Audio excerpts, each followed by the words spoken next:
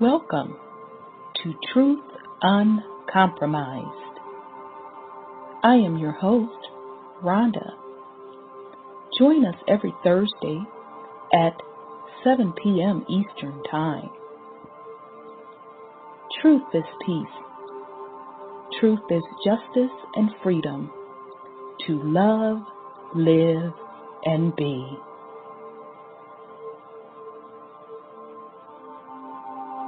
Music provided by SourceVibrations.com.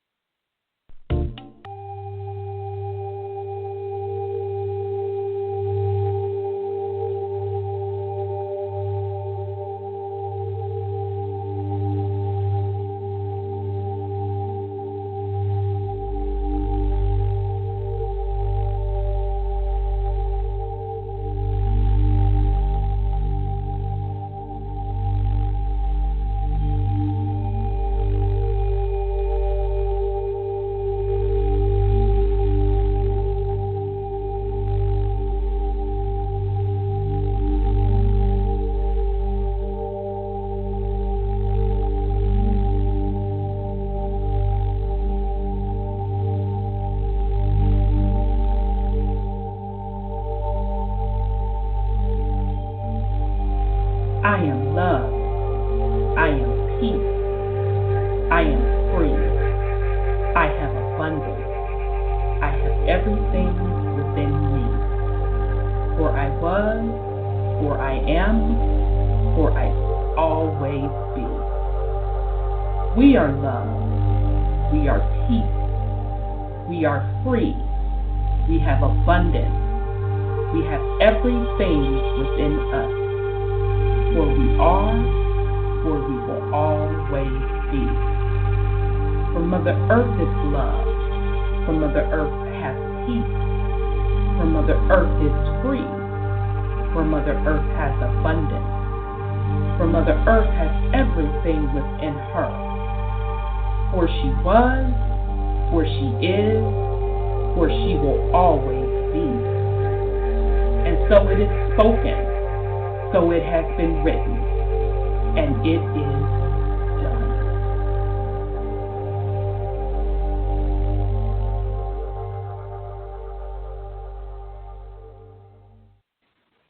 All right, family. Welcome to the Truth Uncompromised show. I am your host, Rhonda, and tonight is August 2nd. We have a great show planned for you tonight.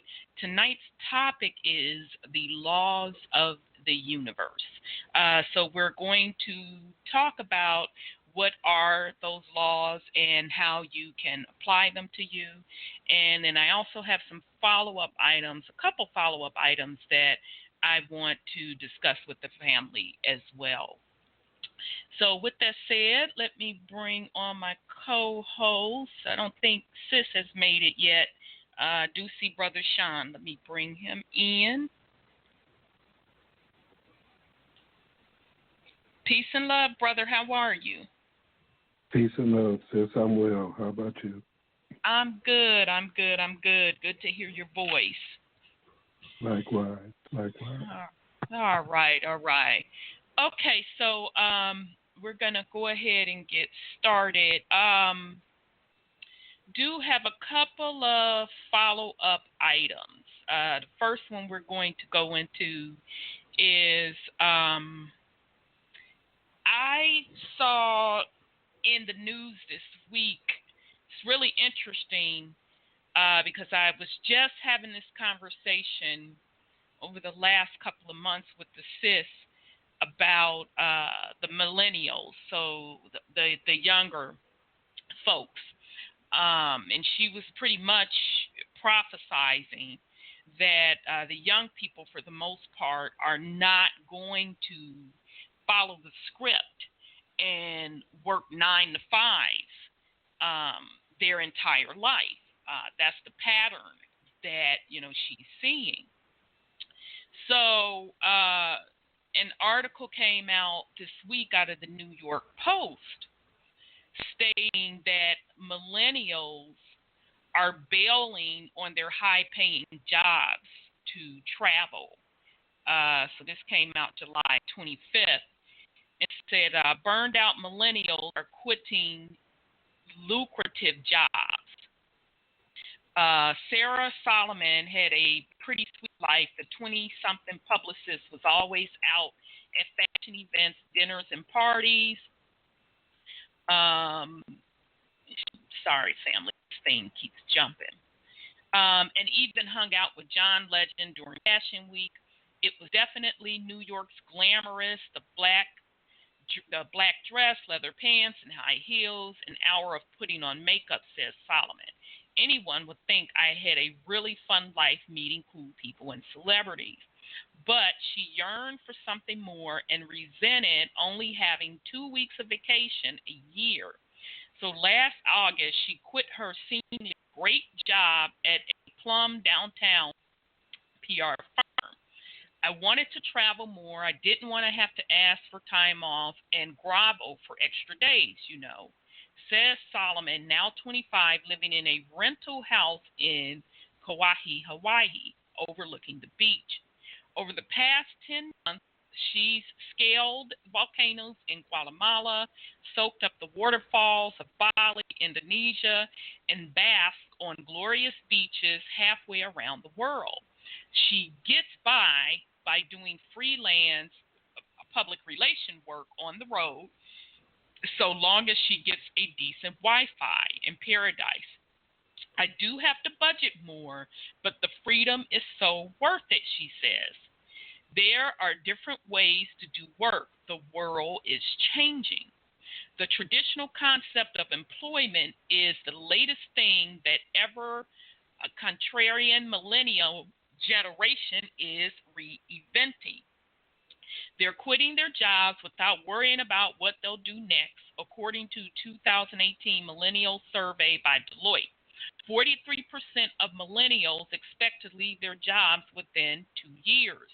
The trend is in line with broader shifts.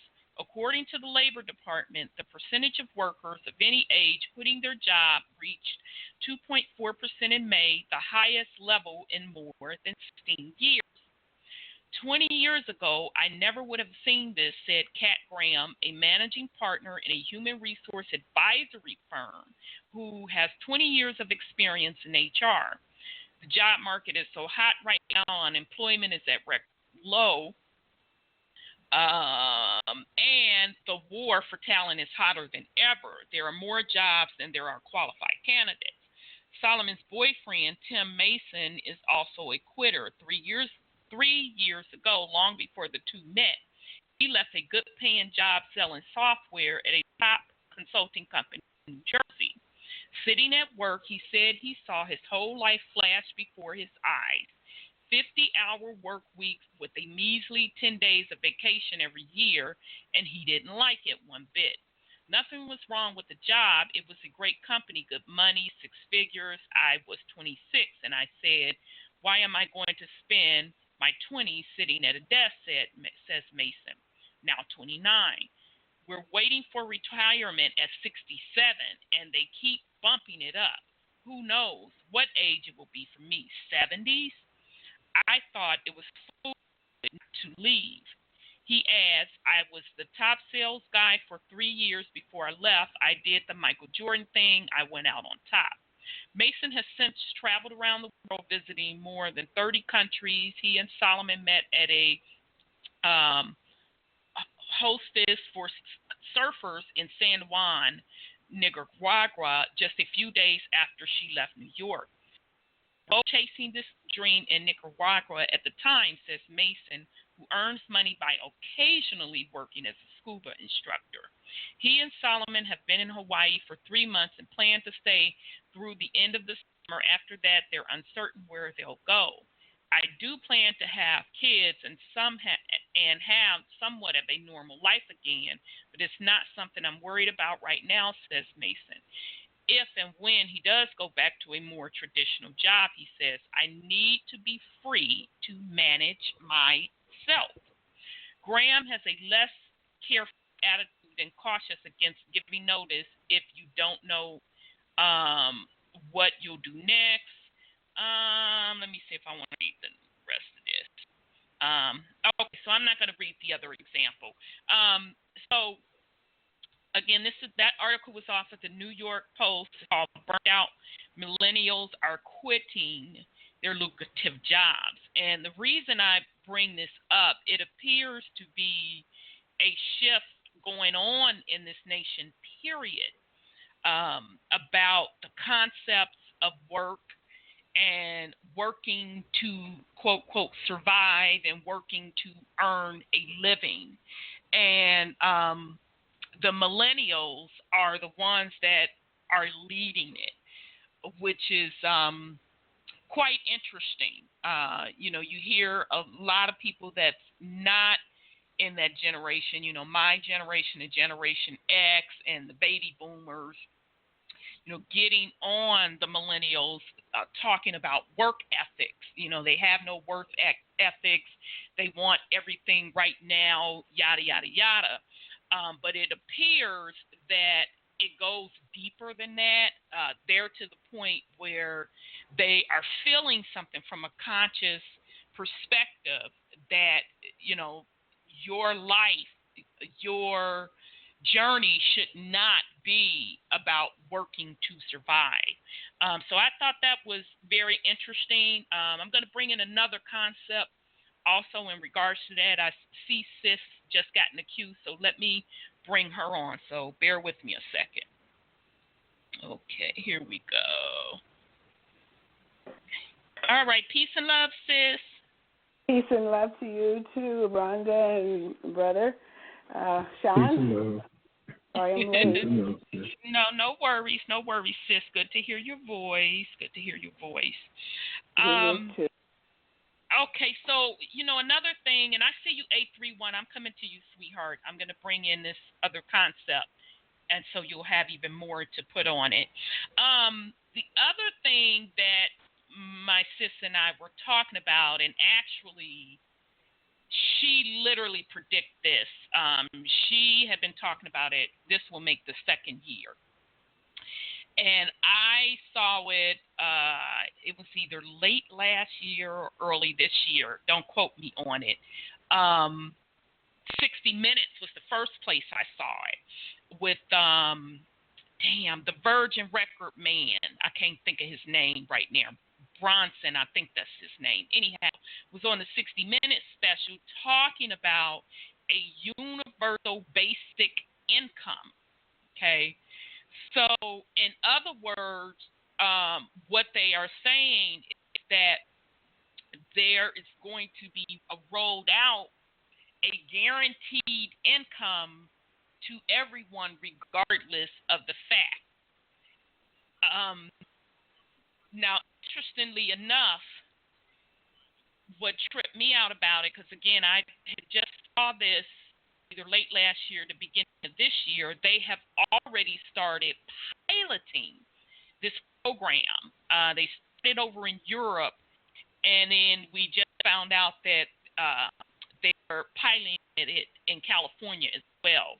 So this article is from Fox News.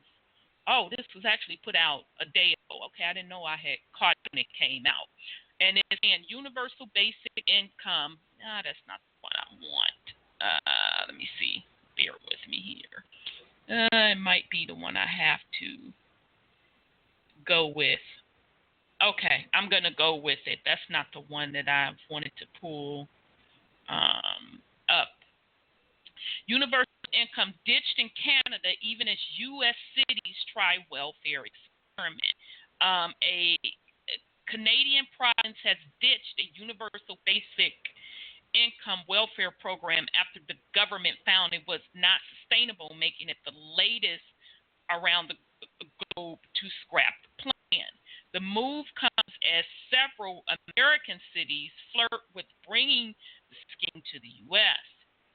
Ontario's new Conservative government this week said it would end the pilot program program, which gave free governmental funds to people in low-paying jobs instead of welfare benefits in the region of test. Rather, the money helped to improve health, education, and housing. The government reportedly called the plan expensive and not sustainable. Lisa McLeod, Ontario Minister for Social Services, told The Guardian that the program was clearly not the answer for Ontario families. Ontario's decision comes on the heel of Finland's decision to scrap its own test of universal basic income. Finland's program gave 560 euros to 2,000 euros to 2,000 unemployed citizens per month with no requirements to find a paying job. Earlier this year, however, Finland decided not to extend the funding of the program. Even as Canadian and European plans fail, U.S. cities are still pushing to test. Stockton, California is set to become the first in the U.S. to take on the experiment with a plan to pay 100 residents $500 a month without any conditions. The program's purpose is to eventually ensure that no one in Stockton with a population of 300,000 lives in poverty. The receivers of the cash will be able to spend the money on anything they want without any rules or regulations. Stockton's plan is slated to launch by 2019, and the tested residents pool will receive the funds for a full 18 months as a trial phase before being rolled out across the city. Also in California, a startup, Y Combinator, based in Oakland, is giving out $1,500 a month to randomly selected residents. Chicago is also weighing up the option of introducing the program, which would make it the largest city in the U.S. to get on board. Alderman Amaya Power recently proposed a legislation which will provide 100 families with a $500 monthly stipend, no questions asked. Power's bill already has the backing of the majority of city lawmakers, and Power hopes to soon work with Mayor Rahm Emanuel to implement the pilot. The Intercept reported nearly 7% of Americans don't have $1,000 in the bank for an emergency, Power told the outlet. UBI could be an incredible benefit for people who are working and are having a tough time meeting ends meet or putting food on the table at the end of the month. A 2017 Pew Research Study Center found that 60% of Americans favor the government providing a guaranteed income that will allow them to meet their basic needs, as workers with high school diplomas who were most likely to support a universal basic income 65%, and workers with a 4-year college education or more at 52%. Okay, so and that was from Fox News. Universal basic income ditched in Canada, even as U.S. cities try welfare experiments. Now, interestingly enough, I was trying to find the article where they had on there that Bill Gates, the Virgin record man, Bronson, I think that's his name, and the Google man, the person over Google, and the Amazon guy, they are the ones behind the scenes pushing this universal basic income, and the numbers that they're throwing out is much higher. I've seen a minimum of $2,000 a month from that group. And they're pretty much saying that it's not going to be whether or not if they're going to do it. It is an issue of when they are going to do it, just for the pure fact that the jobs that we typically see, everything is going to be totally changing. So with them issuing in AI, and this is what all of them are saying. With AI being issued in, it will eliminate a massive amount of jobs. So the way that the world looks at working to earn a living will definitely change.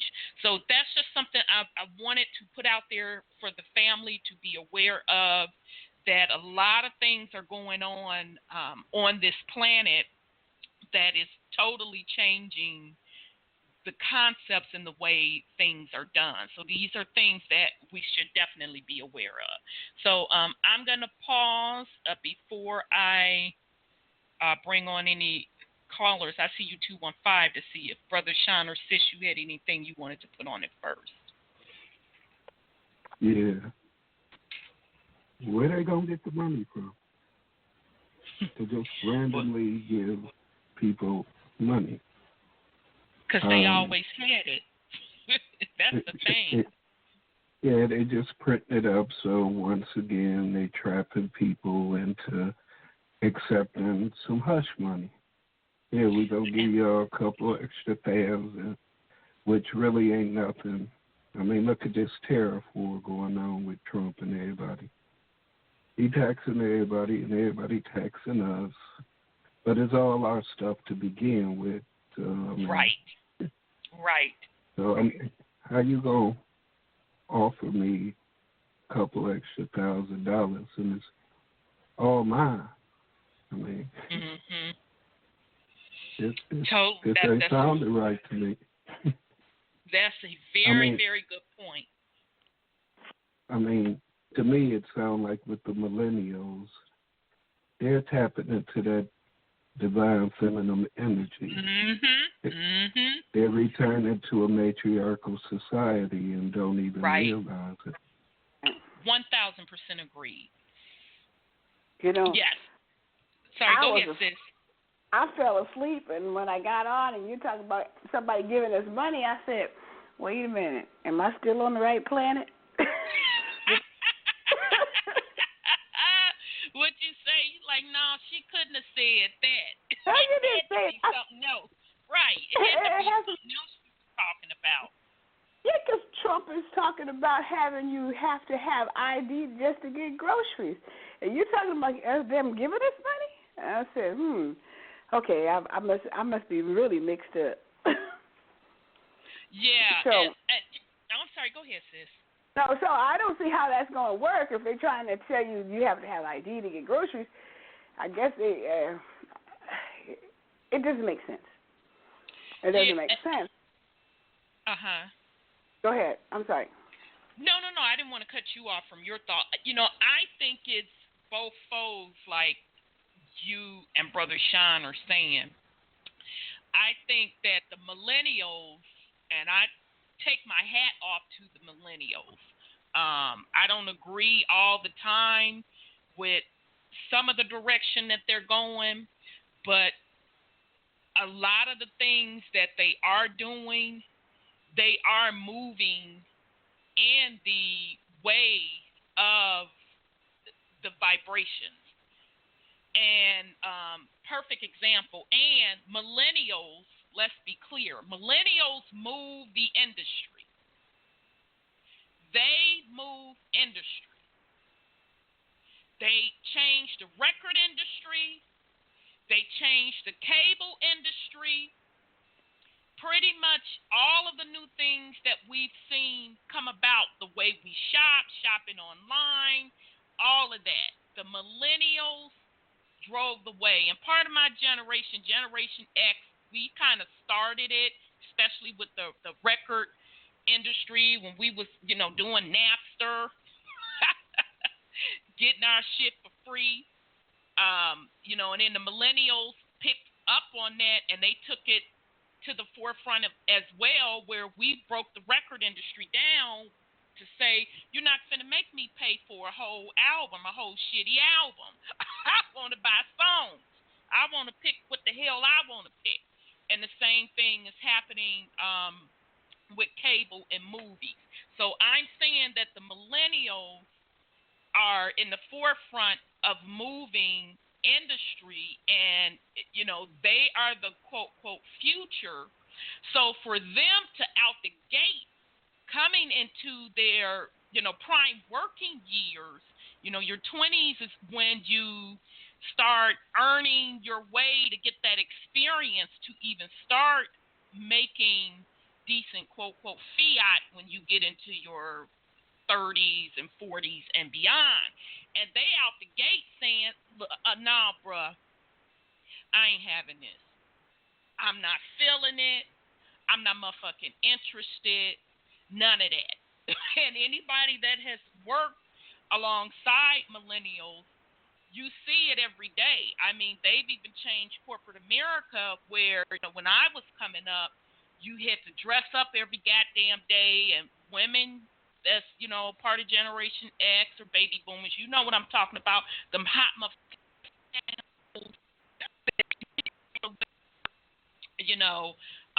dressing formally to come to somebody's gig. And it started to change right before the millennials came in the workforce. Actually, the tech folks, we were the ones that was pushing for why should we have to dress up. But once the millennials hit the work scene, they like, I'm not finna do it. I'm not doing it. I'm not doing it. I'm not doing it. You lucky if you get millennials that don't show up with they tats. They got their different color hair. Woo, woo, woo. So their total mindset, as Brother Sean is saying, is following that divine feminine energy. They see that this working for most of your life from your 20 all the way to your 60, and like the young blood said in the article, trying to get you to work to your 70s, they are not going to do it. Now, the flip side of that, these industry folks and the so-called elite, which they're really not elite, they're leeches, they knew that the divine feminine energy and returning to the natural ways and using everything in a sustainable way, they knew that this was coming around. So their counter argument is to try to, as Brother Sean say, to keep people hooked in some type of way. So the AI, from their perspective, and we talked about this before, from a spiritual perspective, try to get people to be hooked into falling in love with these machines and attaching it to the soul, yada, yada, yada, or replicating us. And then the other part is to a money-making fiat perspective. And the universal basic income could very well, on their part, be a ploy to keep people hooked and dependent on a quote-quote system. I look at it in a slightly different way because I feel they are giving me all the indications that I need that their system has fallen, because the system that they built anyway was unsustainable because it was built on scarcity. And all it took was for the people's consciousness to change to say this is bullshit. So it's going to fall anyway. So just that, it's just some really, really interesting stuff that's coming in the pipeline, and it's coming faster than what they would have you believe, because when I heard about it last year, they didn't say that the shit was already in pilot. And now here they're talking about that it's in pilot. So these are just things that we need to be aware of. And just as always, we're the ones that create the reality. So you do that, with your thoughts to move things the way you want it to move. I'm sorry, go ahead on, sis. I want to add one more thing. They're really panicking now, in addition to what you just said. They're really panicking, and they're trying to stop the changes of the awakening because I don't know if I'm adding something else or just repeating you, but they're trying to stop Facebook people from making comments about who people are and telling people who they are. they're trying to close those accounts down. And they were showing a lot of Indians, they're saying, well, that's Russia's doing that, and that's this, that, and the other. So that's what they're trying to do, is stop the awakening.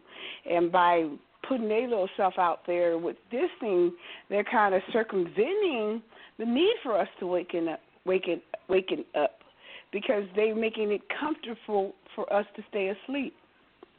So I just want to add that. Yeah, and that's a good point. And I see you 215. I'm coming to you. That's a good point, sis. But let's discuss what you said about the Facebook, because I find it laughable. Yeah. That we know that Facebook and all the rest of those tech companies were really put out as a surveillance program. Okay, FBI, so kind of keep us gauged, exactly, the alphabet boys, to kind of keep a surveillance on what the people are doing, what's on their mind, and to also do experiments to see if they can move people's emotions by planning stories, this, that, and the third. Okay, so the very fake news that they claim they're against, they motherfucking asses produce the most of it. Right. But the beauty of it is, whatever they have put out, we have reversed that shit. Because with the platforms of Facebook, of Google, of YouTube, have put out so much information that it trumps, no pun intended, anything that they have ever tried to do. So I feel even with this universal basic income, even with them quote offering this, people are going to say, wait a minute, first of all, anything that you try to give me is mine any motherfucking way. Let's start with that. Right. And I don't need you to dish out to me what you feel is mine and what I deserve. Hush money. And exactly. And number two, we're getting totally out your system anyway. So It really don't matter what y'all talking about. Okay? So we're literally at the age of the consciousness, what the people are putting out is moving so fast that it trumps or take over any plans that they so-called think that they have, because it's enough of the populace that's just simply not having it.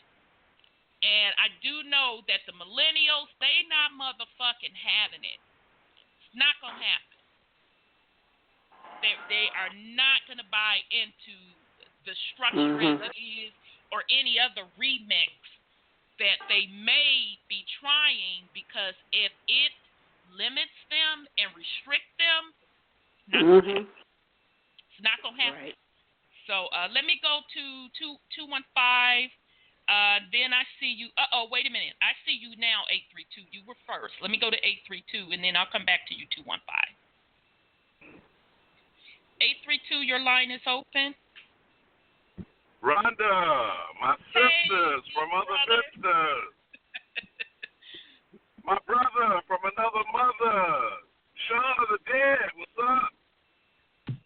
Greetings, bruh. Greetings. Where's the Oracle?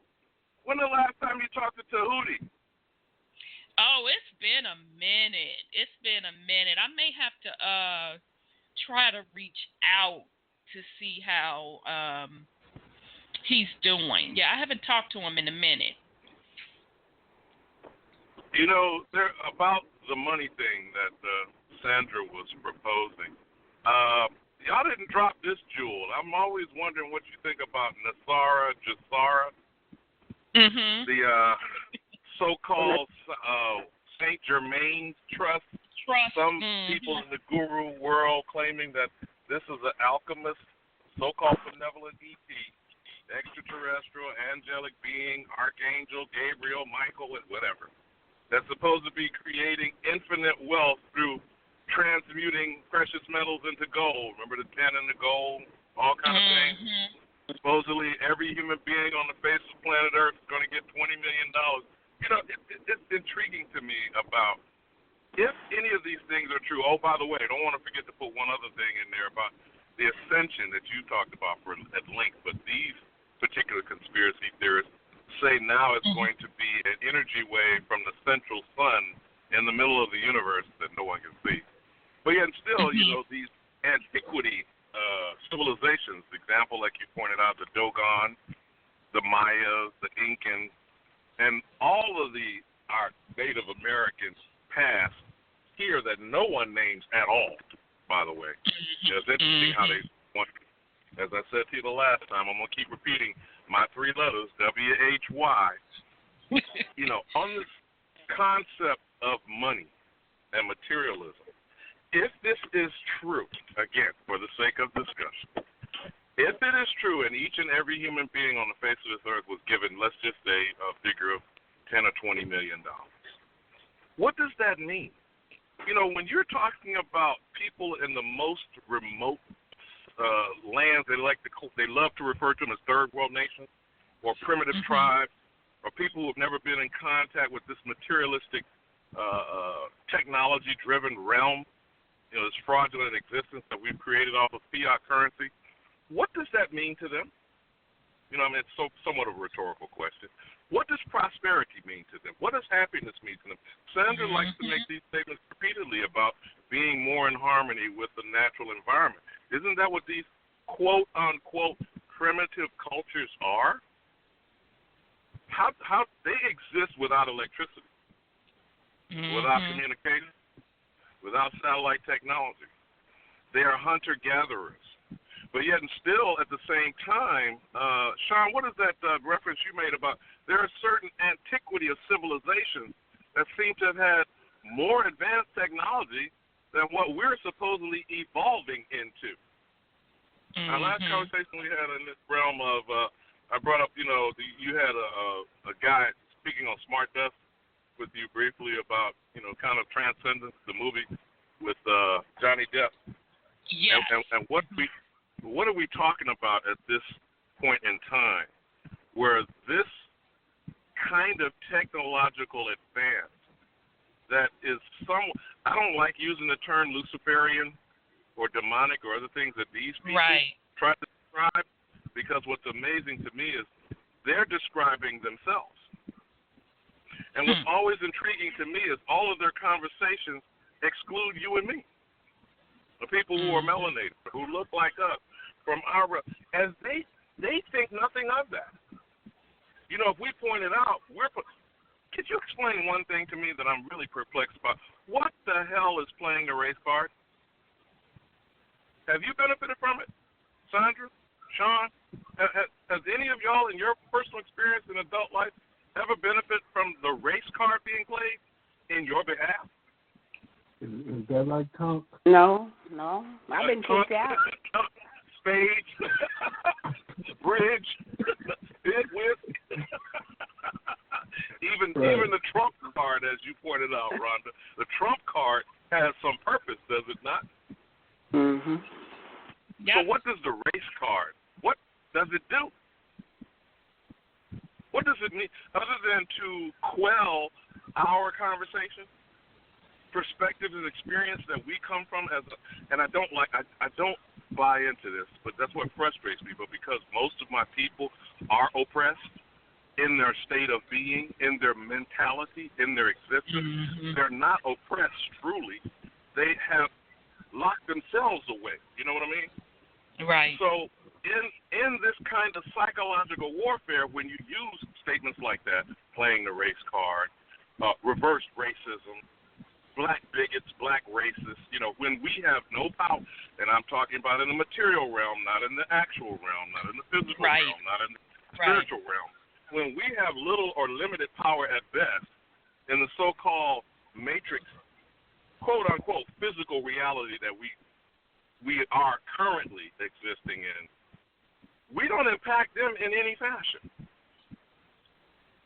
But yet and still, they base their existence on a fraudulent definition of our inferiority. Isn't that intriguing? Now, I'm supposedly nothing, but why do you need me around then? I'm I'm supposedly remember I told you in our last call that the President of the United States, George W. Bush, went to the United Nations and made a salvage claim stating that Mexican and African Americans ruined the financial infrastructure of this society. And Chandra, we were kind of discussing this briefly here. Then he went and got some sort of authority, quote unquote, to remove us from this land. WHY. There's something important about this land, not only the fact that everybody on the planet is coming here to my home on my doorstep. Now I'm supposed to believe any extraterrestrial being in the entire cosmos can't find their way to any place but this prison planet, where I'm supposed to believe that there's these reptilians, Pleiadians, grays, blues, polka dots, whatever, all these other entities, none of which ever come to us, and I'm talking specifically us, oppressed through so-called slavery and Jim Crow segregation in North America, or as Dane Calloway likes to say, Turtle Island. Why are we not in any of the mix? Did you get what I'm saying, my sister? We are completely overlooked and neglected, but for some reason, there's a need to control us as a population. You don't find that intriguing? And I'll leave with this one point about why you were asking where the money's going to come from, or Sandra or Sean, whoever asked that. Please bear in mind that Zimbabwe's election and this so-called financial realm that's about to flip the script, they're going to base this whole new financial system on the gold and material and mineral wealth of Zimbabwe alone. And I'll leave you with this one thing since we are speaking on an electronic device. Are you familiar with coltan? And maybe Sandra could Google this while I'm asking. Are you familiar with coltan? C-O-L-T-A-N. No. It is a rare earth metal that is used in almost everything electronic that you can imagine. And only 1% of this particular rare earth metal exists outside of Zimbabwe. So I'm going to use this as the analogy of vibranium. Okay. When the electronic world and the technology advances exhaust the 1% that exists now and throughout the global marketplace, 99% of this vibranium will be in Zimbabwe. Are you feeling me? That's just one of God knows how many rare earth metals and elements that are there. But now remember, where the real resources are. Are they not under our feet here? And we're not being told about that at all. So again, as I yield, WHY. All right then, brother. Thank you so much. Thank you so much. I'm going to bring on 215, but before I do that, just real quick, you know, and thank you, brother, for bringing those topics up. It's interesting because as you were giving us the information, what I heard in your statements continuously was believe, believe, believe, believe. They believe that. We believe this. That is a very key word that controls consciousness. That is the why. It's the control of consciousness. So that 1% believed and utilized the energies to get what they want. And the rest of the 99% believed that they are in control. So that is the why. It's all about consciousness. So we're going to get into that a little bit more tonight as we talk about those universal laws. But that is an excellent segue in tonight's topic.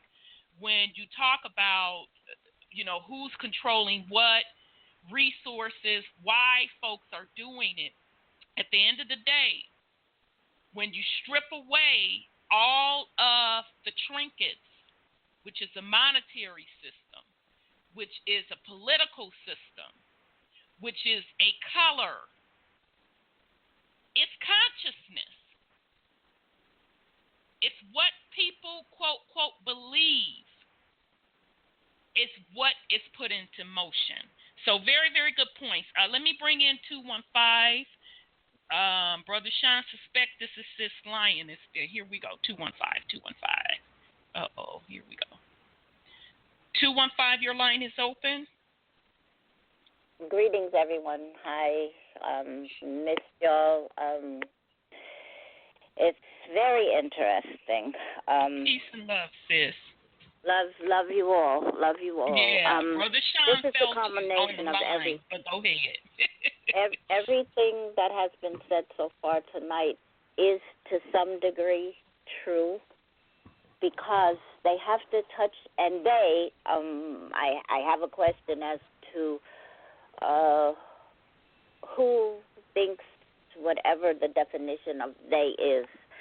It really doesn't matter, but it is conjunct upon each side who already spoke, and those in the listening audience who have their own perception and perspective and aspects of this, and some who don't have any perspective or any aspect. I agree with you, Rhonda, to a degree about the millennia people. But they're also very lazy. But we went into that, okay? They are here in every facet to assist all of us in every category to bring about this, whatever anyone's perception of heaven on earth is. That's what things are going back to.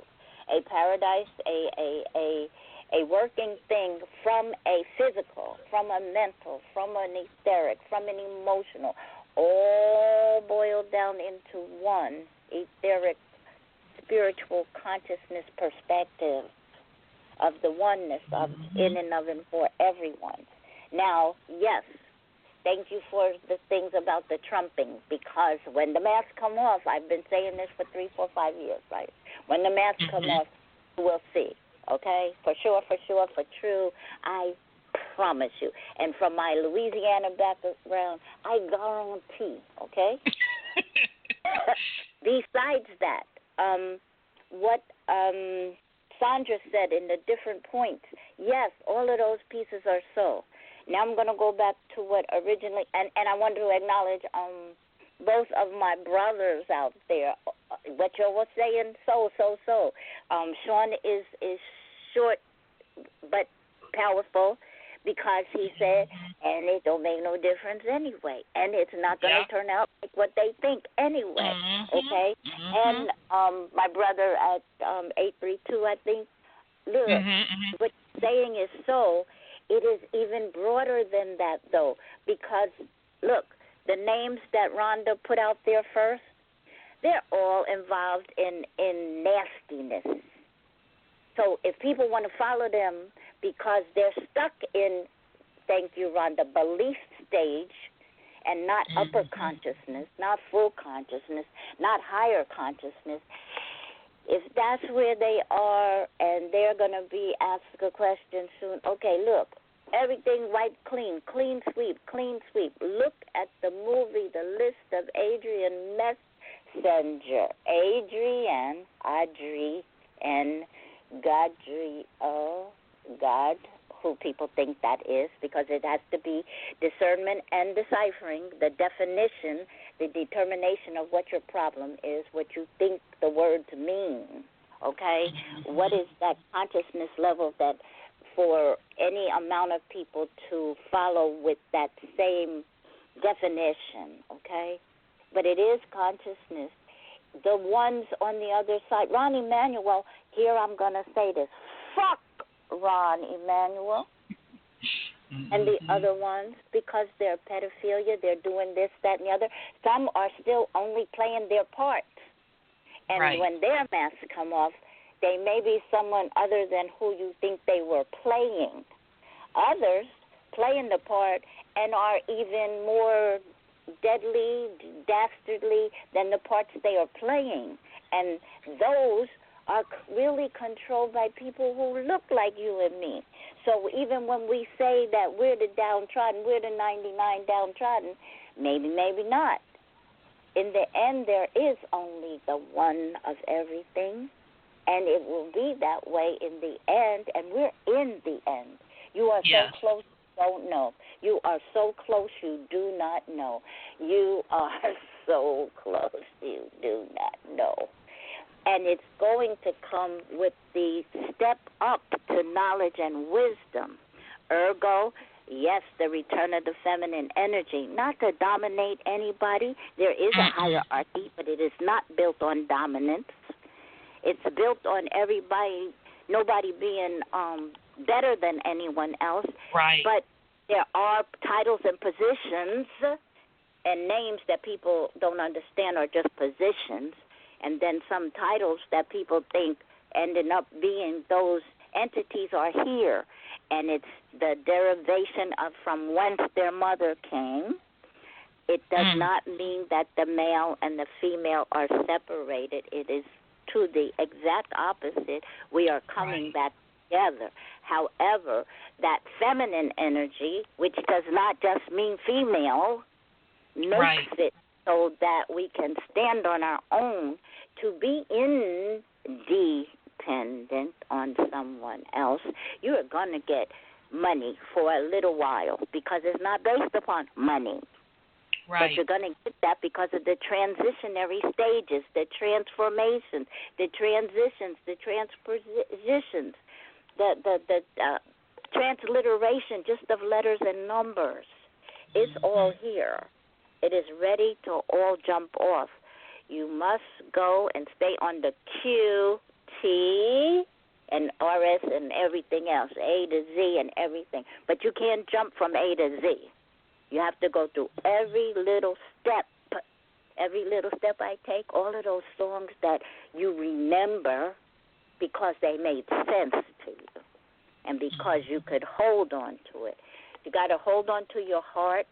It is about Zimbabwe, yes, but it's about right here. This is ancient so-called Egypt. This is more than that, and this is why the wall has to be put around here, because the things that are going to happen are happening now.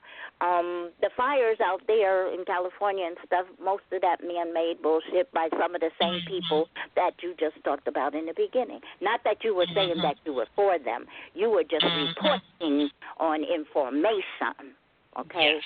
Get people to understand. Wake up, wake up, wake up. This is the choices that you have to make in a little while, everybody. But you will be given that which you need because you've lasted through all of this bullshit. So that's why everybody gets, I used to say a clap. I don't want to say that anymore. Applause, applause, applause, okay? That's why you see Orange Head come out clapping, giving applause when he's coming out.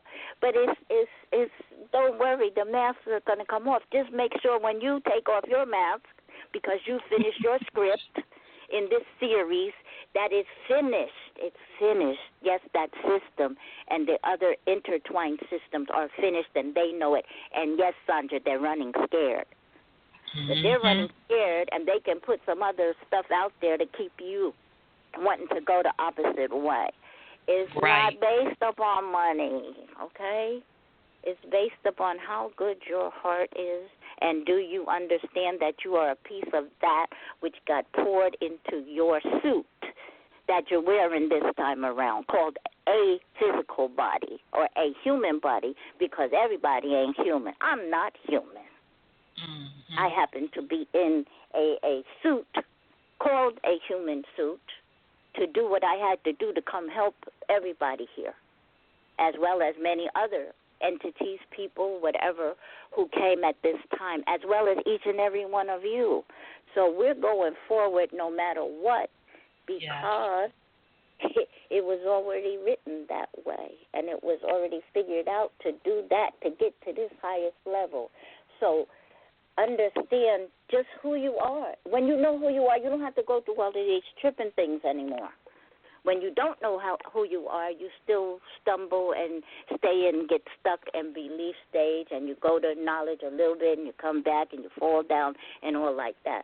But it's party time, but not no bullshit party, okay?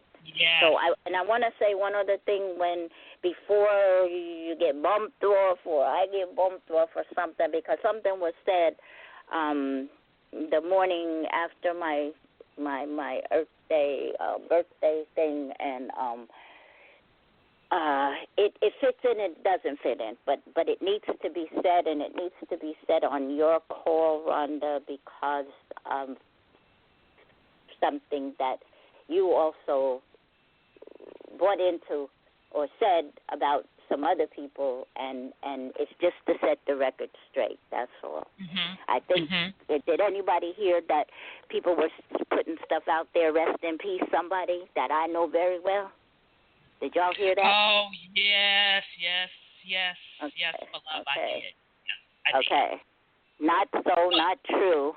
Yeah, and also, I wanted a couple of times before to stop you saying that he passed on the baton to certain people.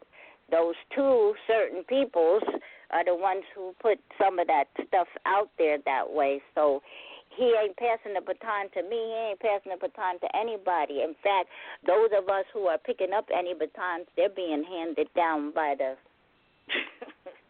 because it's within our script to pick it up, and it is no one individual anyway, because it's only one thing as a whole, but each of us are integral particles that are so very important in our own stead to stand up and be that one that fulfills their journey and everybody else fulfill theirs in light, love, and laughter. Love, consciousness level, you're so right. Yes. I'm quiet now. Thank you. Okay, indeed, sis, indeed. I'm going to leave your line open. I see you, 773. So just to be clear, I know I'm going to put it out here, and this is not to start no shit, but this is just to be accurate. Right, it's not. Right? It's not. Thank you for saying that. It's not to start no shit. No. It's just to be accurate. It was a miscommunication that Brother Bobby Hemmett had transitioned. I definitely didn't put it out there. No, it was you. We know who. Yeah. So the person that put it out there, that was the title of a video, a YouTube video. And most folks don't listen to entire videos like they should. Right. The title of the video was taken.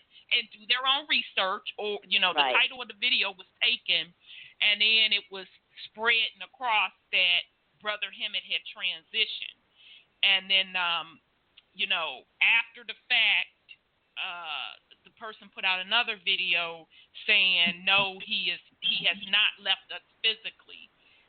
So the purpose of his video was to try to say that he's not here with us from a spiritual plane perspective. So and that's not true either. See, it's not true either. So just say, look, pass the baton to anybody. He's alive and well on this planet in this form of being in a suit and many suits, okay? And it's consciousness level as well as physicality.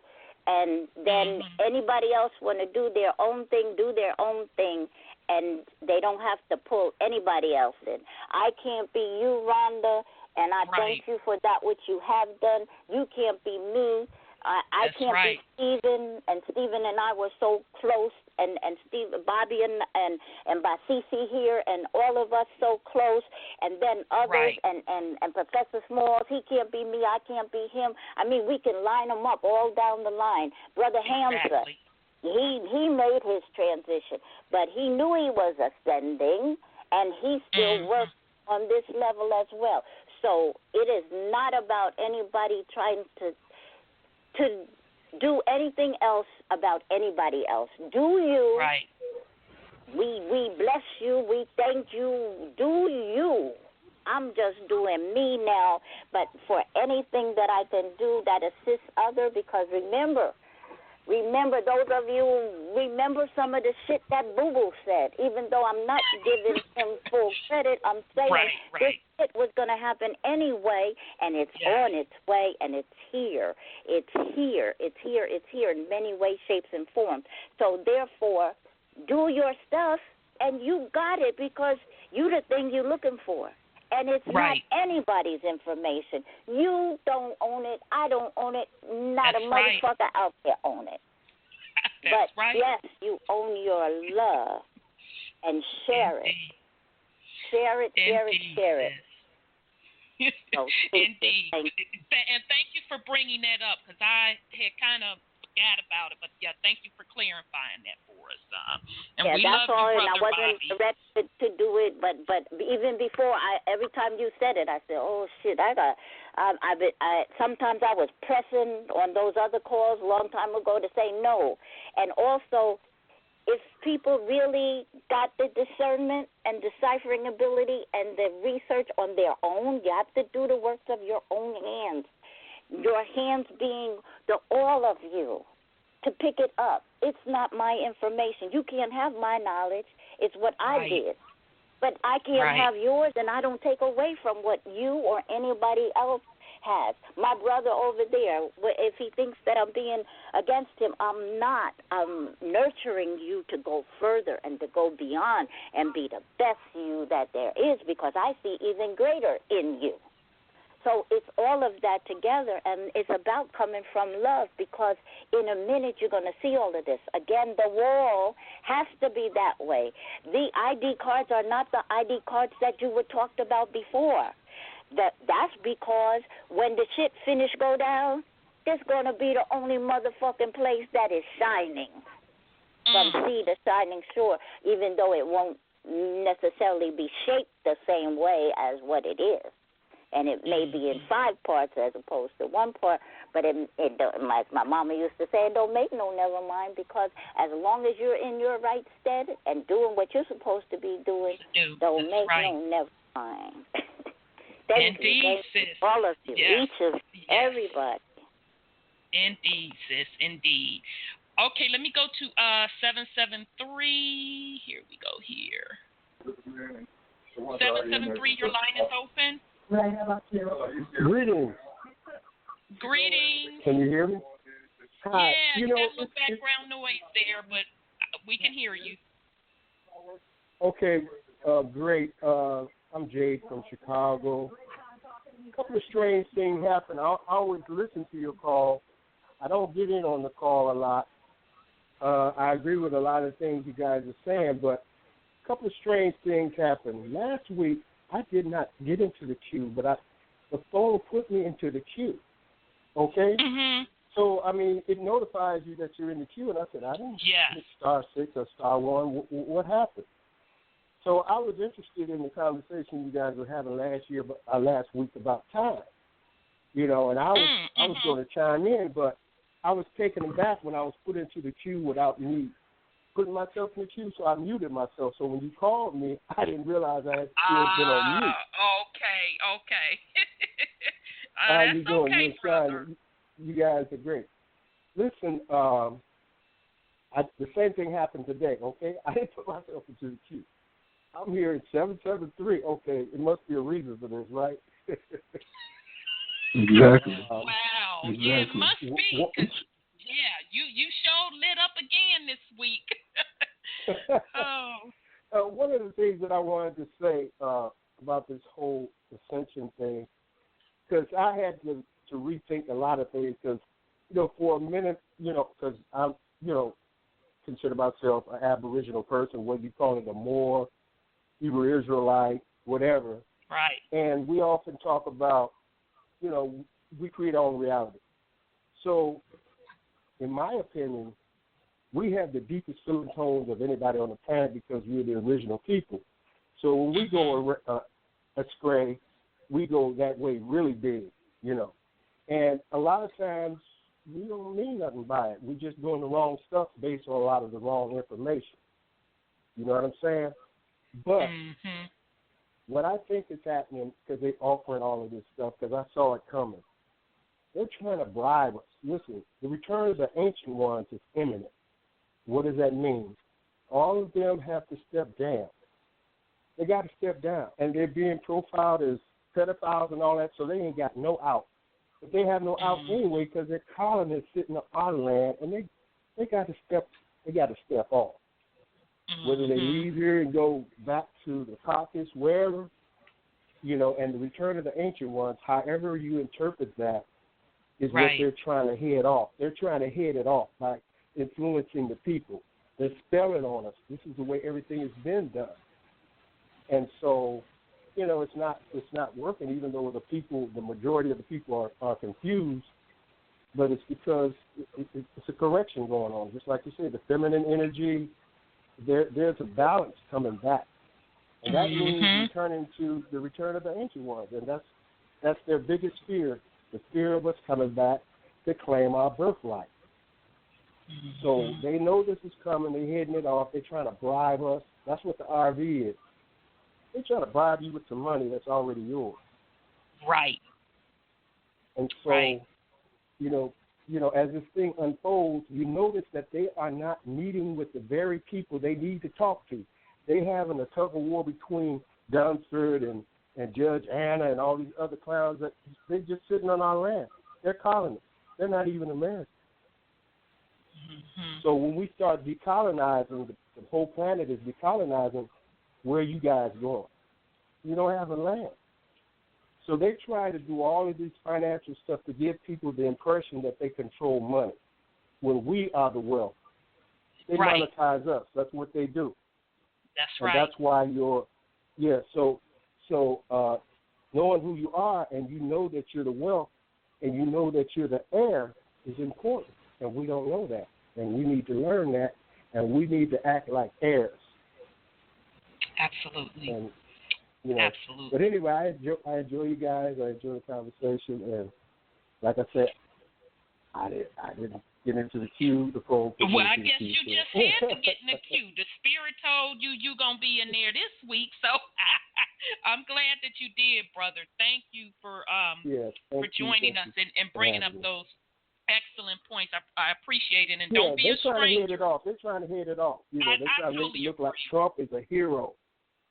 Trump, he's a hero, and they're trying to steal their asses on our land. I want them off of our land, just like they throw them out of Cuba. Get off, go home, get off, get out. That's me. And the traitors among us, y'all can leave too. Coming to this golden age of ascension, and we got to be in honor. You know what I'm saying? Right. Agreed. Thank you, brother. Man, don't be a stranger. Oh, you're welcome. Okay, then. I'm always listening. Okay, peace. Okay. All right, beloved.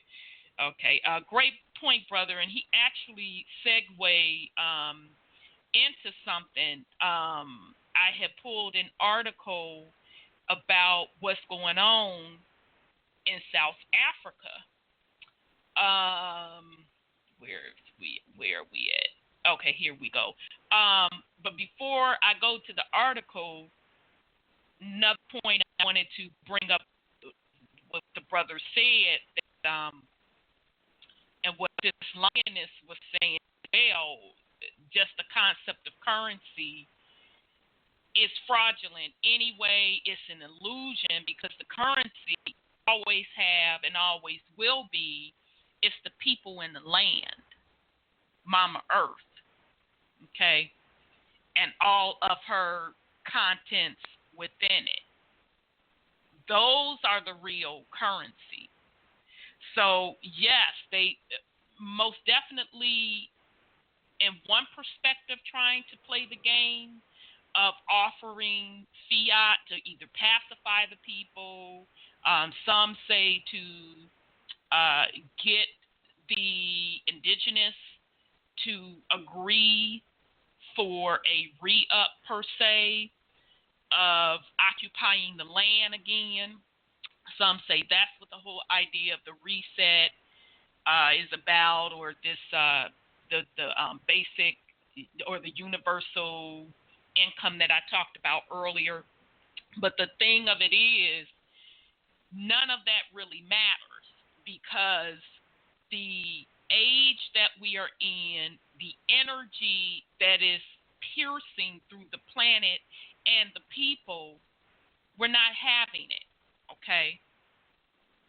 All of that is up. That age of the colony, the age of the fish, the Jesus concept, aligning yourself with a deity, a Messiah, that shit is over with. So it's not going to work anyway. As a matter of fact, what we're seeing is the opposite. And they know in heart of hearts that everybody has to be in their rightful place in order to survive. And Brother Sean was the first one that pointed that out. And it hit me like a thunderbolt. He's right. Everybody has to return back to the way they're supposed to be, where they're supposed to be, because it is a vibratory state. Okay, so that's where you see where the rumbling in South Africa with the stripping of the land and the colonists not wanting to give it up. But those same, quote, quote, 1%, as Sis said, are playing a role and they have a mask on and the true reveal is going to happen. They already know that everyone has to return back to where they are supposed to be or there will be dire consequences. So I believe that even like these fires that we're seeing in California, and it does appear that those fires are man-made. They're using some sort of weaponry to target where they want these fires to strike. And you can go on YouTube and do a little bit more investigation for yourself, but that is appearing that that's what's going on. I think that is for a purpose, to start moving folks off the land that right. do not belong, because we're talking an energy thing. Okay, so just the spirit of what that brother was saying, very good segue, because there's an article that came out yesterday, and this is from RT News. South Africa to change constitution to legalize taking away white farmers' land. South Africa President Cyrus, I'm just going to say Cyrus, I ain't got time to be trying to pronounce it, said the ruling African nation Congress must initiate a parliamentary process to enshrine in the Constitution a proposed amendment paving the way for land grabs without compensation. That they have to return land back since the 1600s to the black population. Now let's think about that 1600s, because if you think about what happened over here on this land, real deep fighting on this land with our ancestors started happening around the 1600s. So I found that interesting that they are even saying over in Africa, specifically South Africa, to turn the people back their land back from the 1600s. Let me see. I'm just going to try to going through this, so I want to read the whole thing. So it says there have been growing fears that the land expropriation will deal a blow to commercial farming in the country and might put it on verge of food production crisis, like the one that struck Zimbabwe. Go Zimbabwe again, y'all. When it unleashed a similar crackdown on white farmers in 1999-2000. Promoting his plan to boost land redistribution in March, sought to assure white citizens who constitute roughly 9% of the total population that the government would handle the controversial matter through dialogue engagement till we find good solutions to take the country forward. There is no reason for any one of us to panic and start beating of war drums, said at the time, noting that nothing should prevent farming activities from continuing as normal. Um, okay, and so, however, many of the Boers' descendants of the Dutch settlers in South Africa do not make the government's promises at face value, instead seeking asylum abroad from what they say is a surge in violence and government-fueled hostility towards them. Last month, a call from Australian Home Affairs Minister Peter Dutton provide emergency visas for South Africa's white farmers who are reportedly facing persecution at home, sparked a diplomatic scandal with the head of South African opposing labeling Australia a racist country for granting refuge to white farmers both in the Mandela era and now. Boers have also appealed to Russia, seeking to resettle farmers who no longer feel at home in South Africa. A delegation consisting of some 30 South African farming families live in Russia's Farm Belt, Stavropol region last month, asking the local authorities to consider resettling up to 15,000 Boers. Moving a matter of life and death them, the head of the delegation told the media.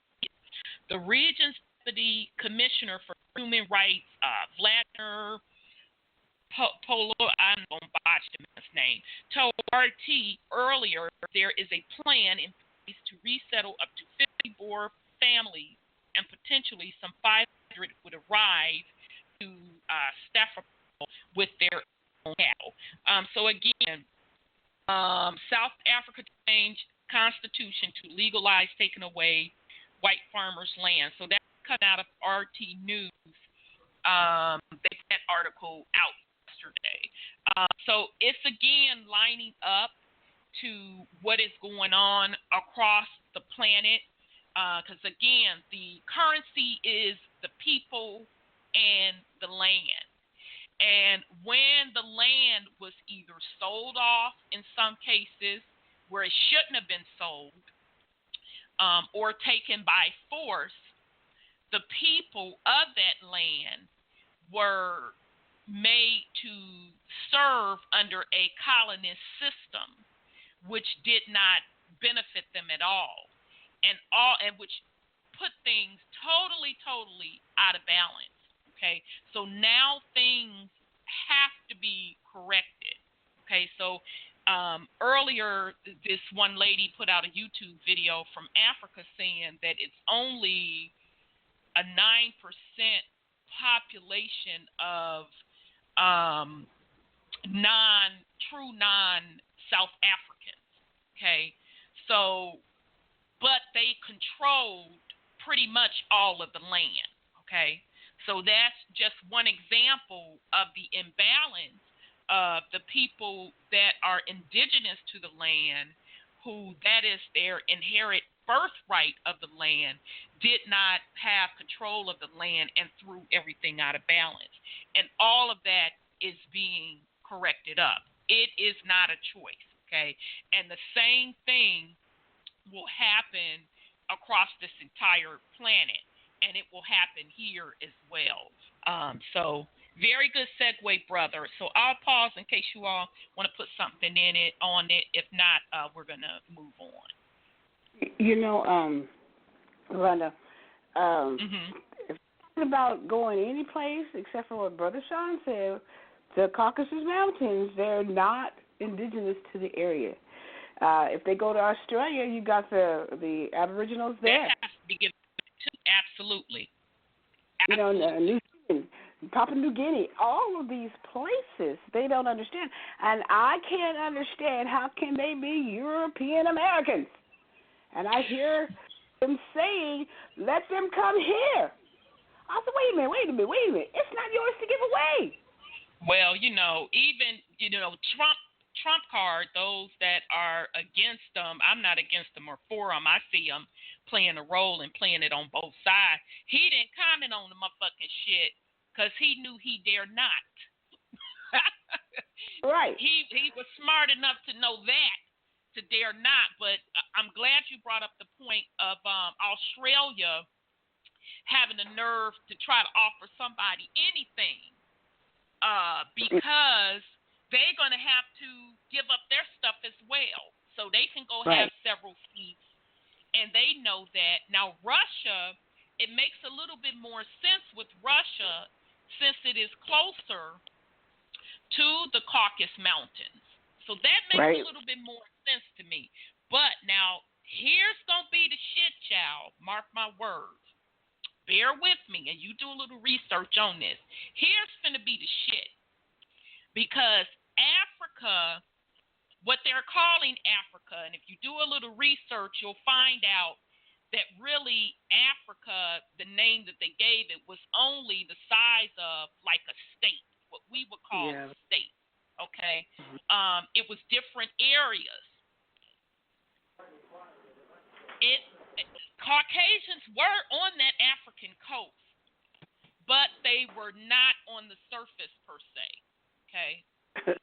I saw that. A lot of shit went on in that region that they are calling Africa that has not, the story has not been totally told. Yeah. Okay? So that even still has to shake out with the quote, quote, African continent saying that, you know, the Caucasians are not really from there, because, and then to throw even more into it, Africa and Europe were very tightly connected, okay?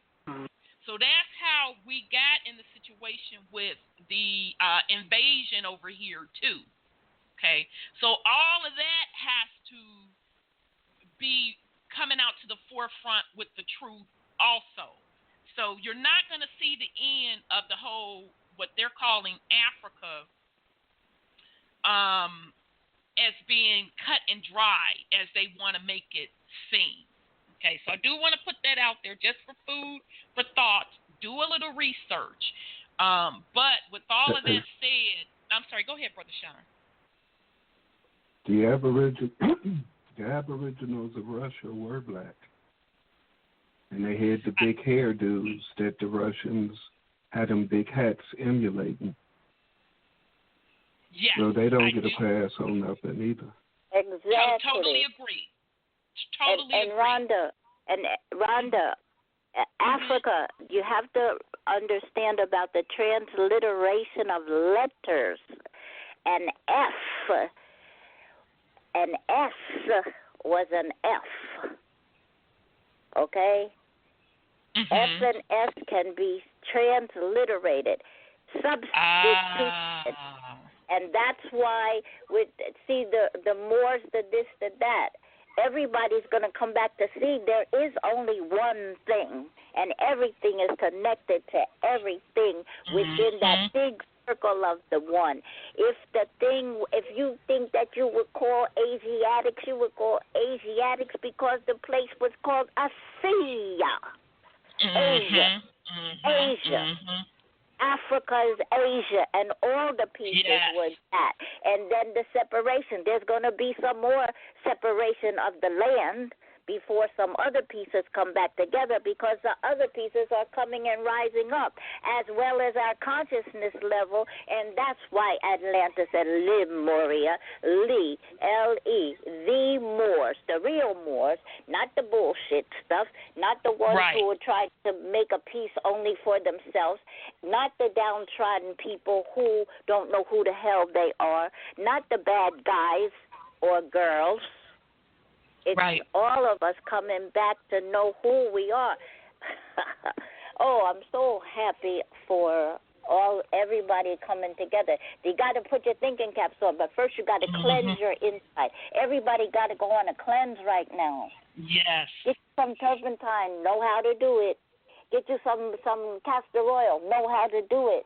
Get you some sea salt, real Himalayan pink kind, know how to do it. Because when you do that and get those critters out of you, you will see demons come out of you. Real. And then you'll be able to think back to who you are. And then all of this can come together even quicker, but no, there will be no step left that does not have to be taken.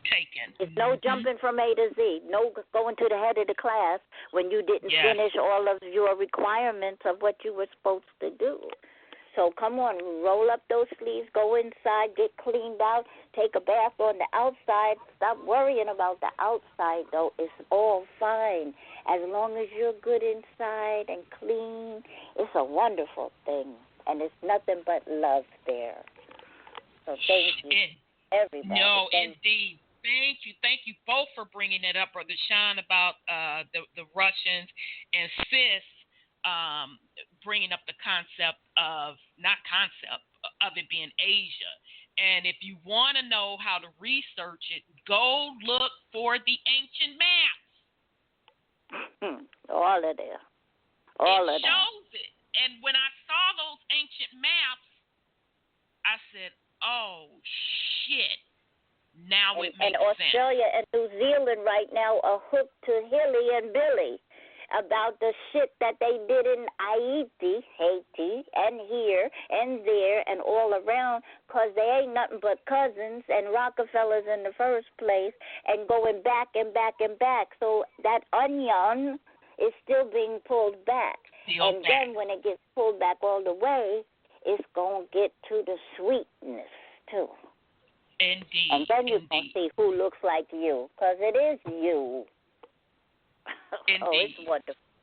Indeed. So, yeah, I encourage the family to do a little research on the ancient maps, and specifically pull up the ancient maps of what they're calling Africa. You're going to get quite a surprise. And the original Caucasian. And China. China means celestial. That's why you are heavenly. You are the angels. You are the so-called gods, but I don't want to use that word. But anyway, you are who you're looking for. It's all there. And you shall blossom again if you so choose to. You must choose to. You must want to. But the opportunity is there. Indeed. I'm sorry, Brother Sean, what were you saying? The original Caucasian is melanated also. Yeah, and that ancient map will show that. Yeah. It will definitely show that. You're going to see Africa. You're going to see the Caucasians. You're going to see Mongoloid. Just go research the ancient maps of Africa, and it's going to totally put things in perspective. Okay, so yes, thank you for bringing that up. Okay, so all of that was still connected with tonight's topic, the laws of the universe.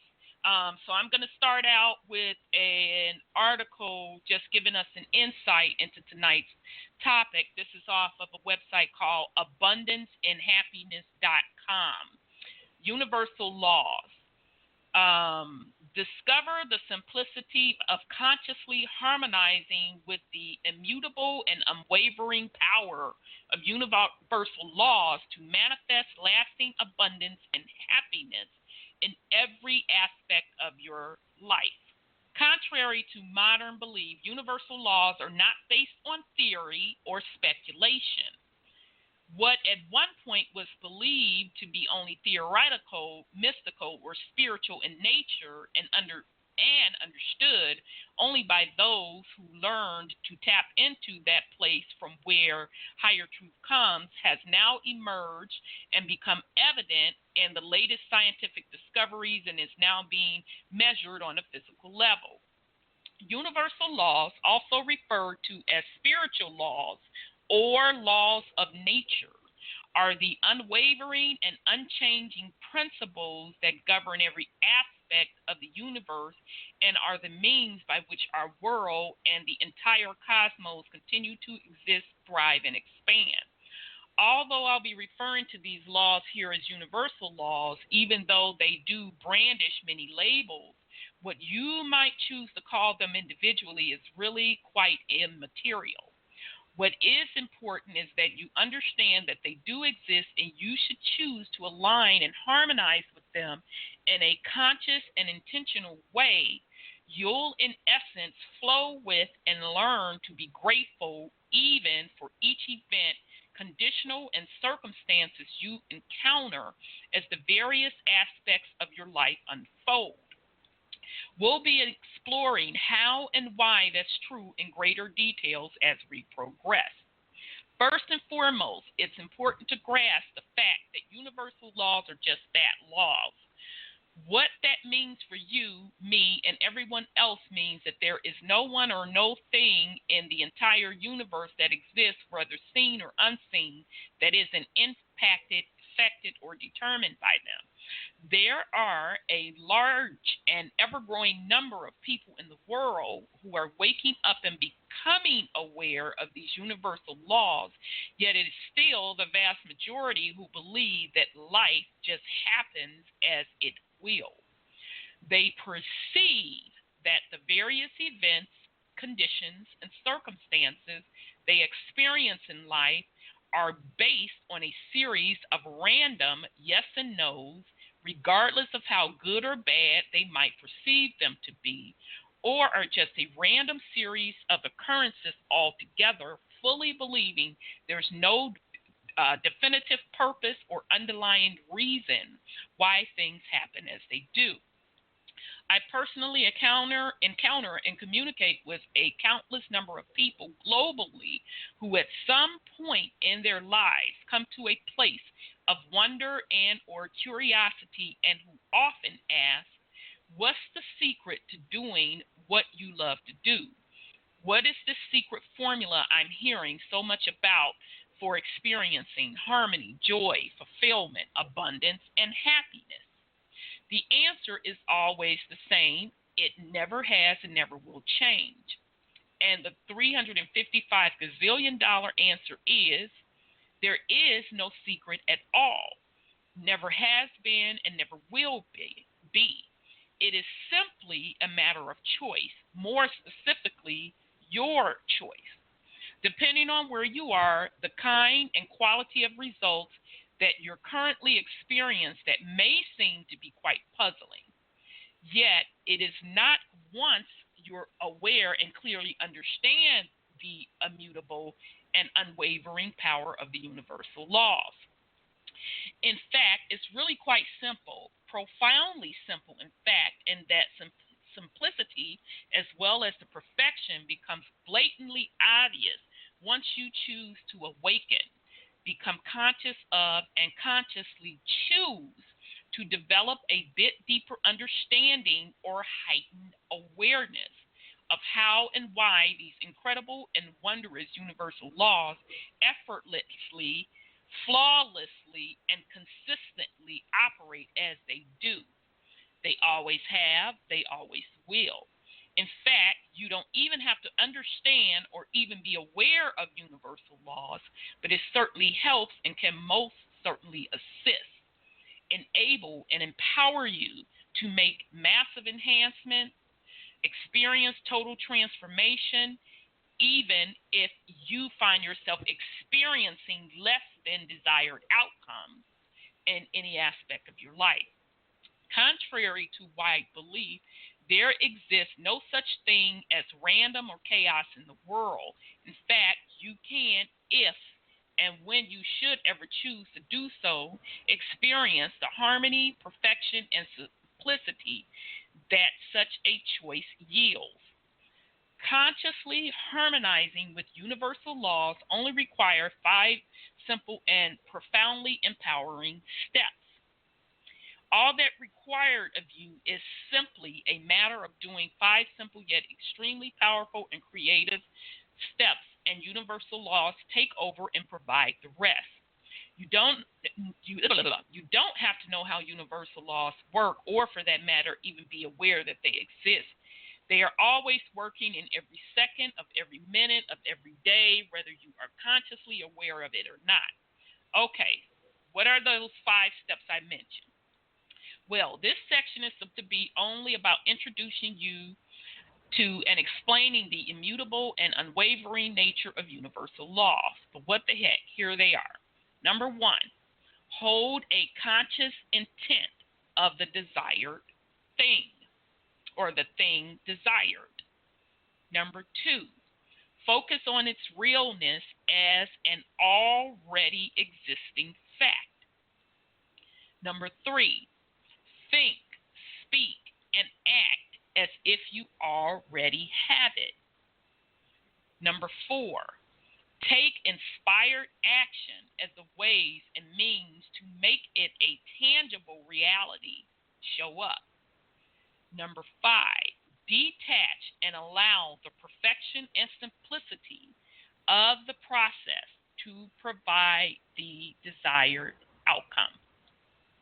Okay, so before I go on, I'm going to pause. Let me drink some water. Okay, my throat is getting dry. And just to talk about these 5 steps, because we have been talking about pretty much these 5 steps for quite some time. And number 1 is intent through your consciousness. Number 2, focus on the fact of you already have it, not what you lack, but what you already have. And you think it and you speak and act as if you already have it. So, for example, you are already wealthy. You already have abundance, etc.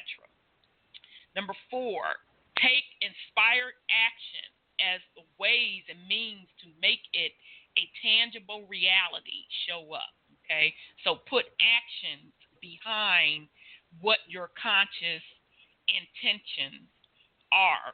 Okay, so for example, instead of consciously speaking and thinking about oppression, if that's not what you want, you are supposed to consciously and intentionally speaking and thinking about freedom, okay? And your actions should state freedom. So meaning, for example, if your desire is freedom, then you do not seek out things that are attached to your confinement.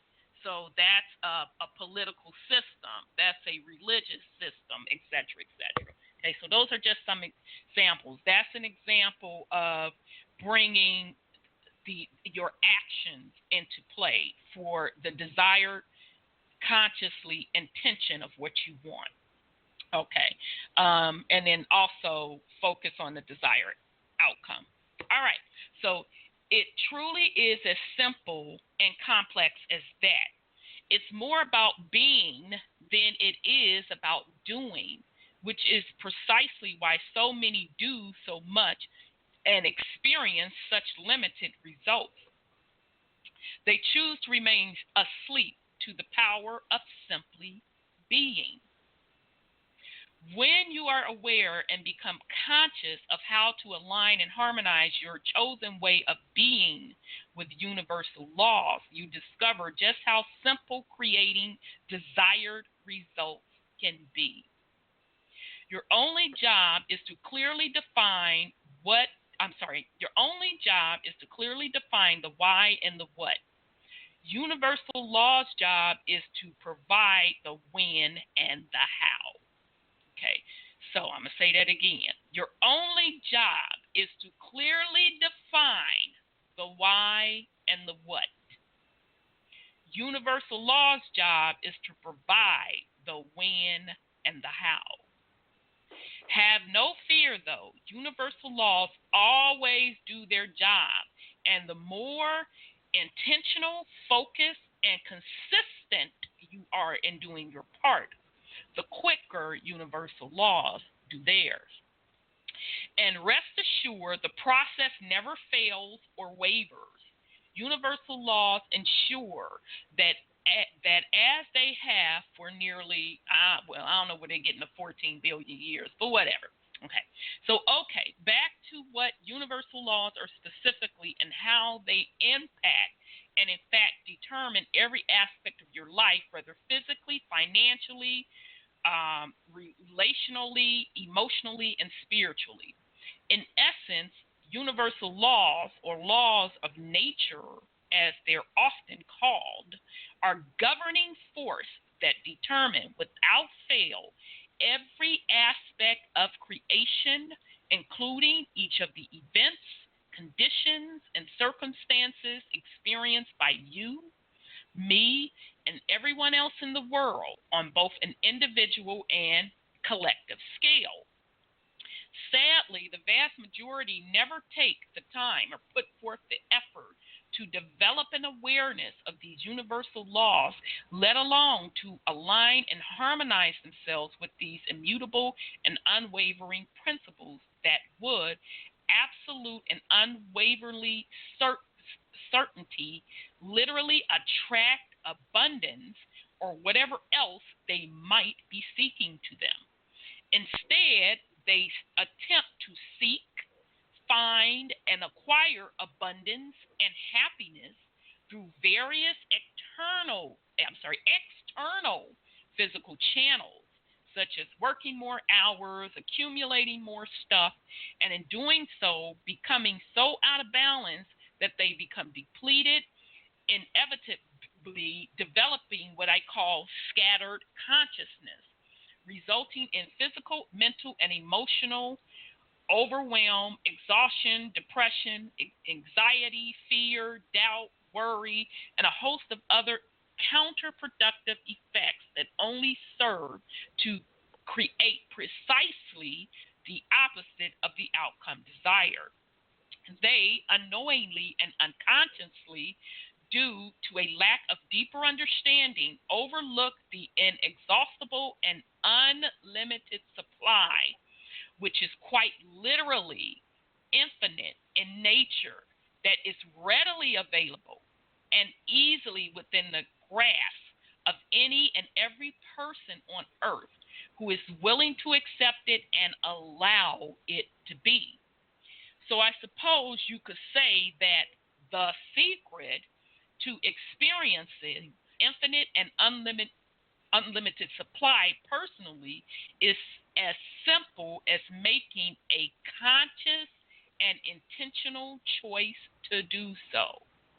All that's required is to become aware, conscious of, and once this crucial choice is made, simply choose to harmonize with these unwavering, immutable, and ever-present universal laws, which in so doing can and will provide a kind of quality of life that is often referred to and perceived as heaven on earth.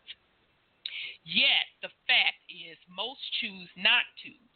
It's certainly not because they don't want to experience the seemingly miraculous changes that happen as a result, but rather due to what they have been told and taught throughout their lives and have come to understand and believe to be rational, logical, and realistic through these traditional established teachings resulting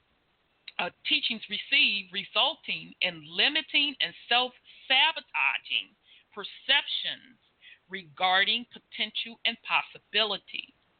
They choose to engage themselves in, as the vast majority in the world do, an outside-in approach to life, allowing what they see, hear, touch, taste, and smell to mold, shape, and define their individually chosen perspectives of reality, which in turn impacts and determine the kind of quality of their consciousness, which, as the mystics and masters since antiquity have made crystal clear, is the defining factor as to how each and every aspect of our lives unfold are made real. They unconsciously judge, condemn, and blame on out there the undesirable events, conditions, and circumstances in the world around them, rather than gaining the understanding that all things in life all things began and made real and tangible in the various aspects of their lives based on what's going on within themselves, on the inside, based on the kind and quality of choices made related to this inner process, whether engaged in consciously or unconsciously. The events, conditions, and circumstances show up on the outside in the tangible and physical world that always, in all ways, align and harmonize perfectly, precisely, and without fail, based on the kind and quality of consciousness that is consistently chosen. That's what universal laws govern: consciousness that is transmuted into energy, which anything and everything, both seen and unseen, is comprised of. In other words, we often overlook the power behind being and depend exclusively on doing, all the while perceiving, based on our limited results, that life is hard, random, and chaotic. The results of this all too common, traditionally taught and established major ways of thinking and doing things shows up in our physical world as perceived chaos, broken families, rising bankruptcy, ever-increasing health problems, war, poverty, hunger, etc., etc. It is by choosing to remain asleep, failing to understand, and consciously harmonize with the source from where all abundance and happiness comes, that so many seem to struggle so long and hard, choosing to swim against rather than with the flow of life, and as a result continue to experience very limited, mediocre, and at best hard-earned and temporary results.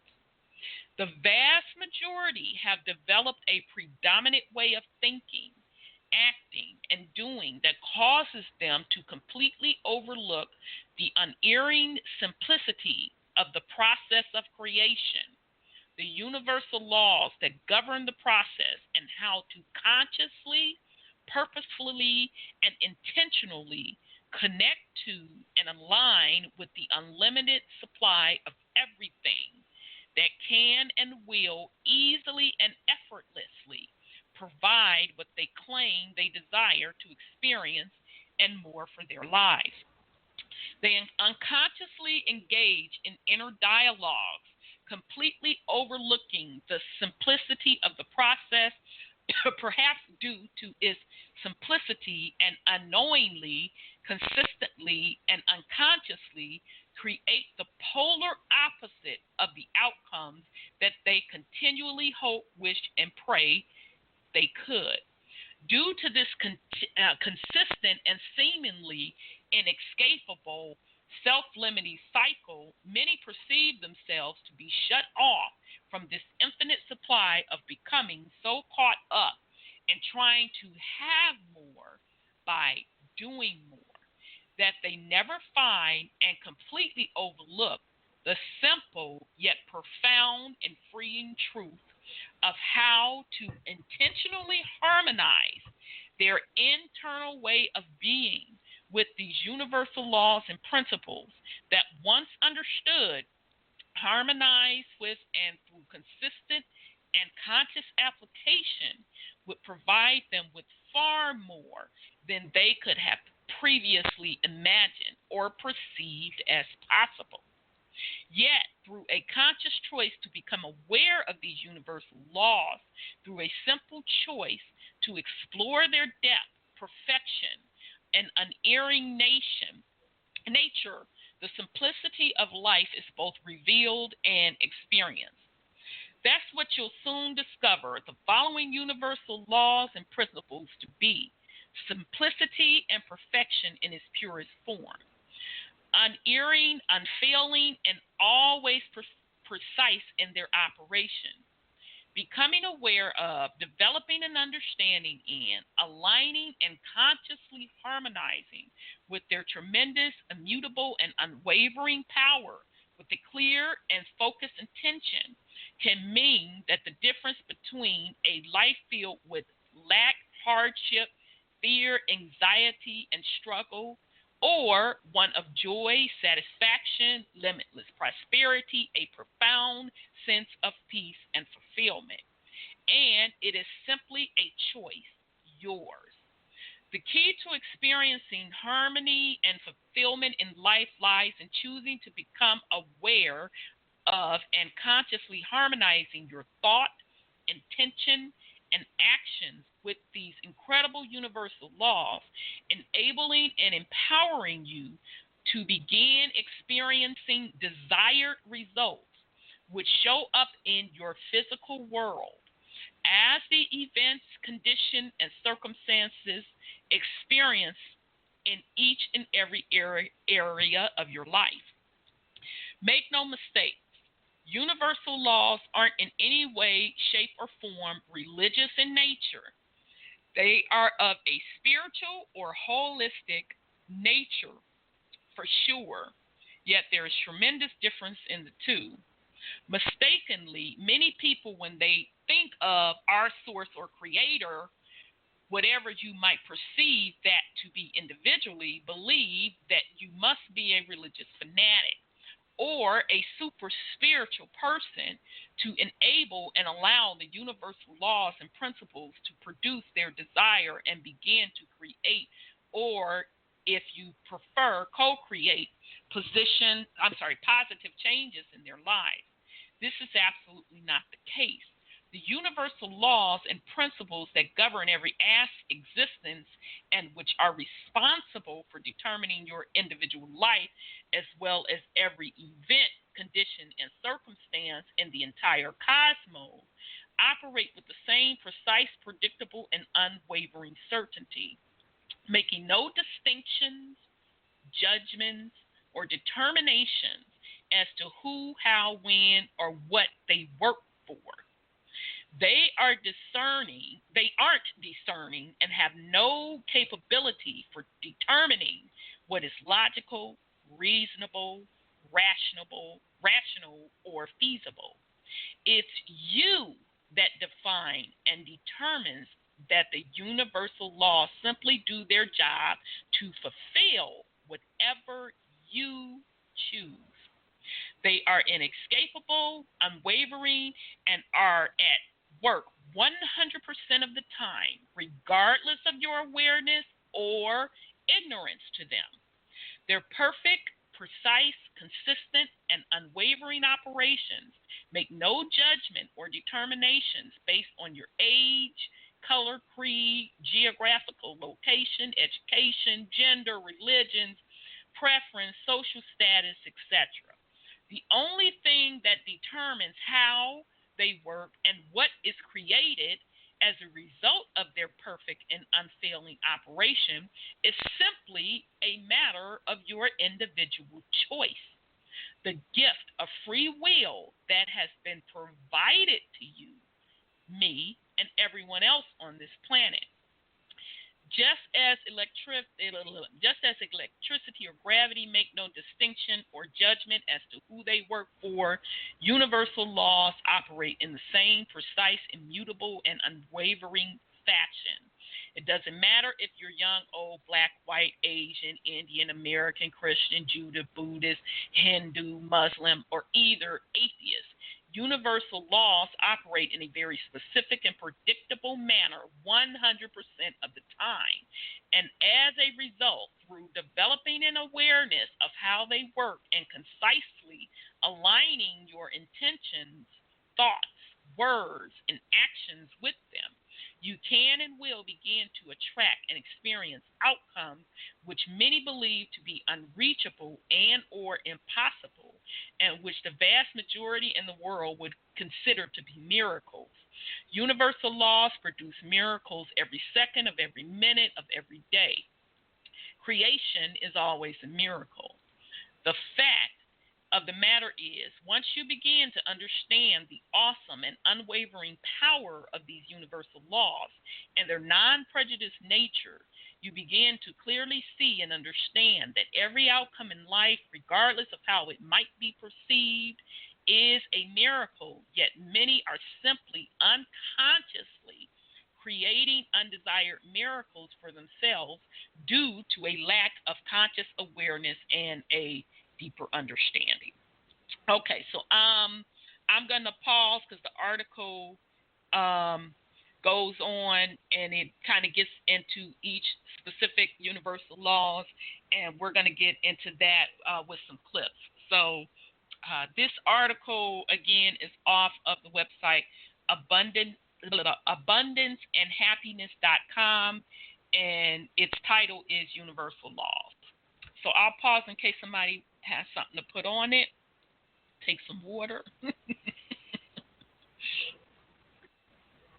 That was certainly a lot. Go ahead, Brother Sean. Yeah, I'm just thinking, if we're pure energy, energy can be created or destroyed. How did laws exist before us?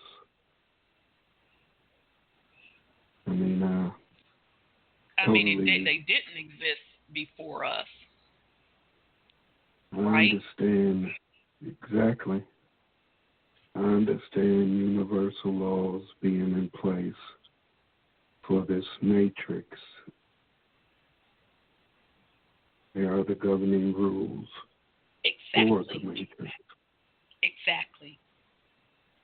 So for our aspirations to be even limited to just a spending or waiting on certain universal laws to do something, when it's us that create it and do everything. So when we're waiting for anything to happen, we're waiting on ourselves to do it. But we think we're waiting on something or someone outside of ourselves to do it. Mm-hmm. And when we do it, we then give something outside of self credit for it. Like, what's that saying they got? Won't he do it? If they get up, go put in an application for a job. And when they get the job, they be hollering, won't he do it? Oh, I didn't know what you was talking about. I just caught up. Okay. Okay, I just caught up with you. Okay. Because, if they didn't go out and put in an application for that job, they wouldn't have got it. I don't care how much you prayed to him. So, yeah, I'm sorry, go ahead. No, go ahead, sir. No, I totally get your point. And thank you for bringing up that point, because I think you kind of brought it up last week when you talked about universal laws being just the concept of laws itself, which all of these quote laws that they are talking about borrowed from the universal laws. So that means whether it be their common laws, which they then put that into their statutes and code and all of that bullshit.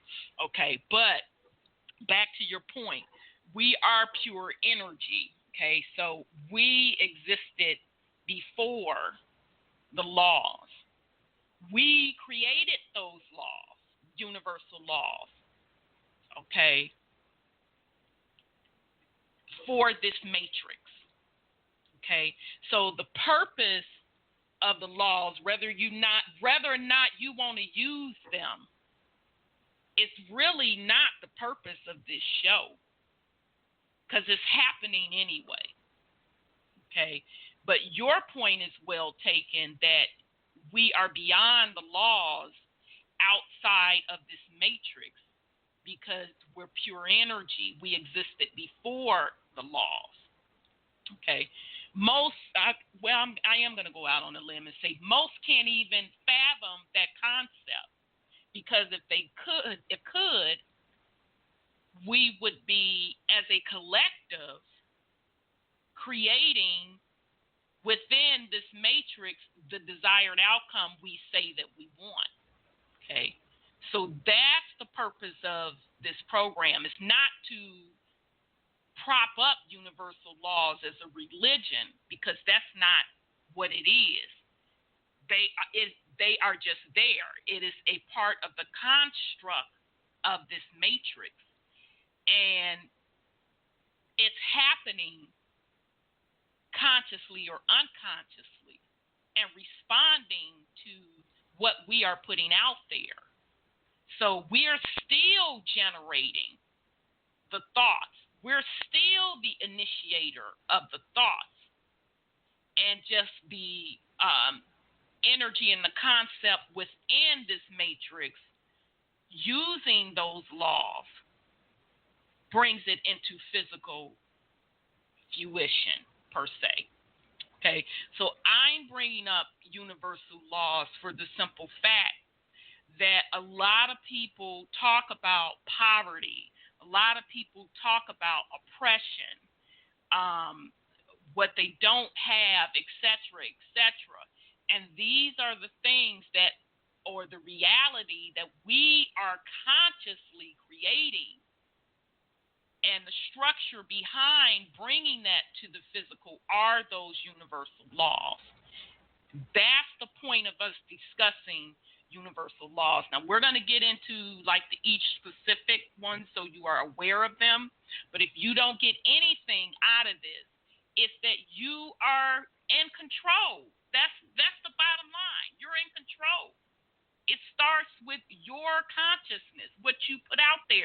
And it don't matter whether you know the damn laws or not. Just by your pure thoughts, which creates energy, projects that reality. In essence, that's what universal laws are. But yes, I do agree with you to the point that the laws are confined to this matrix. Okay? They're confined to this matrix. And you are beyond this matrix because you are pure energy. But within this matrix, you have to enter and understand that what you consciously and unconsciously think and put your intentions in is the outcome that you're going to get out of it. So I hope that makes sense. Indeed. Go ahead, Brother Sean. What I'm saying, it's like Sis Lioness was saying. You have to go from the A to Z. We're the creators of these laws, and we haven't mastered them. Exactly. That's why some are limited in their experiences. I totally, 1,000% agree with you. That is the crux of the problem. Each person's experience is different. Each person's journey is different because everybody has their own perspective. So everybody's reality is different. Is what they've created for themselves. Whether we're talking on a higher frequency, on a lower frequency. Right. Because it's all about balance. And if people can't find that balance, you're leaning too far over to one side or the other. Right. Right. Very good point. Very good point. Because, and I like that to simplify it better. That is the crutch of most of folks' issues and their own internal struggle. It is mastering these laws, these universal laws, and balancing of self. Because once you balance self, you're going to automatically become masters of those laws. So even if you didn't know about universal laws, because I didn't really know what they were. It took me some time when I started hearing about it, but I was working on balancing of self. And that process of balancing self, I was automatically mastering those laws to come into harmony, to work within nature, to make things work for me.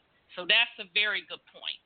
And I thought about what you said last week when you talked about it being a set of laws and how, and I knew that we created the laws and how since then, since the universal laws that was created, if you want to say govern the matrix, we have, as we started becoming more and more out of tune or out of balance with nature, the laws, and Mama Earth, we started substituting, and I say bastardizing, that's a better word I would like to use, bastardizing the universal laws with other laws, okay, that took us further and further away from the original source. So then you get into the biblical laws, which are so damn generic in nature that you should not even have to put any of those laws out to even have someone govern themselves based on those laws. And then you have like the laws of Ma'at, and then, well, I guess the laws of Ma'at was first, and then you have the biblical laws.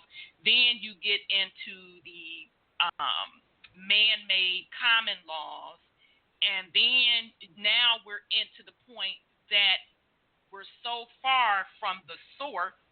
Now we're into even statutes and codes, where the shit totally does not make sense.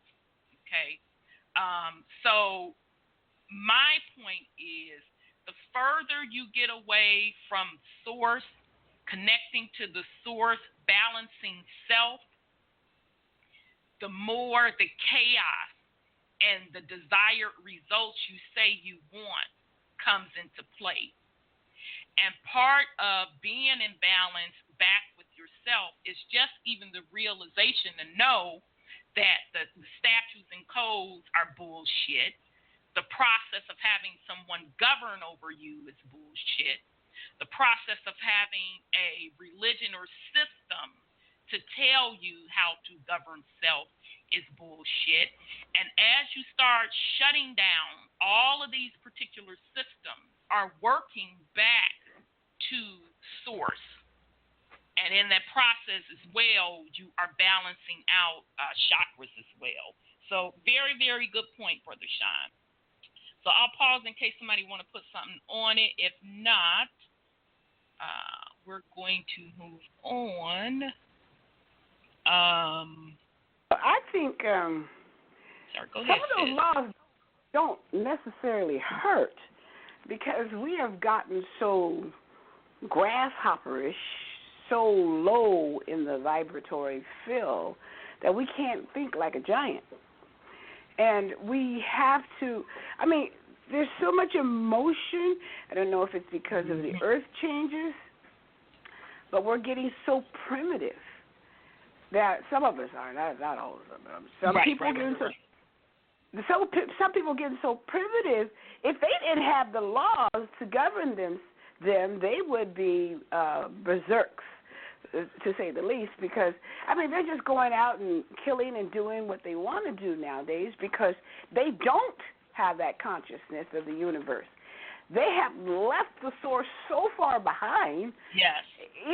Even the laws of Ma'at or the biblical laws or the laws of their land or whatever, it's not helping them.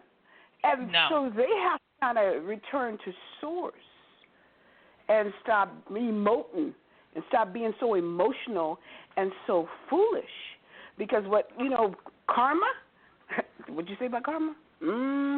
It's going to catch up with them.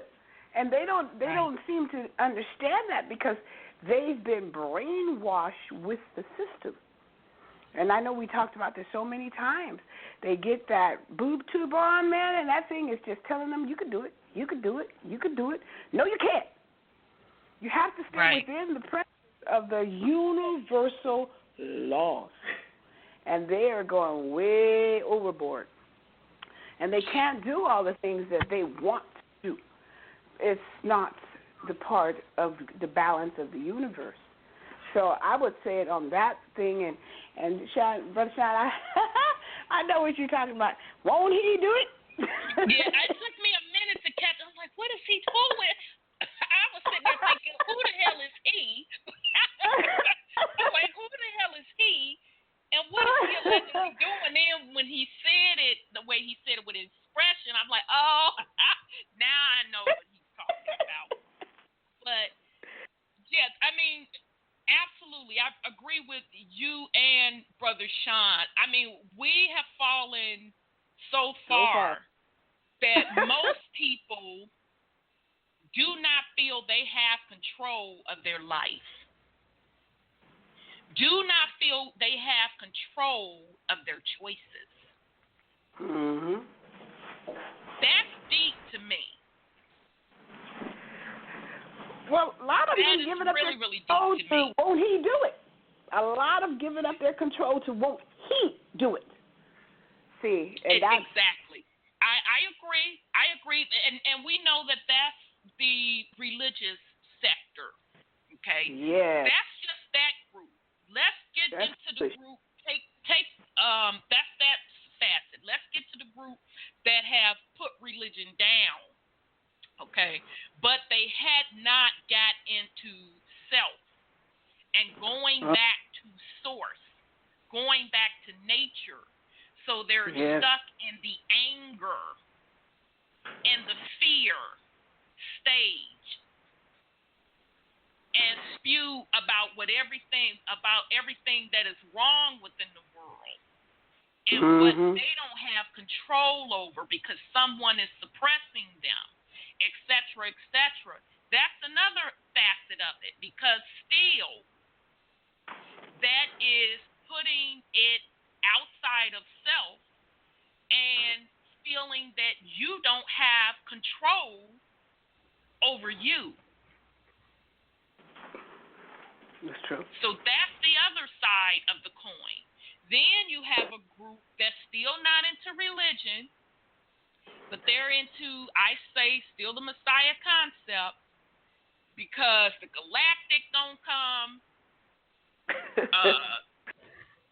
Somebody from motherfucking outer space is going to come and clean this all up. We're waiting on someone.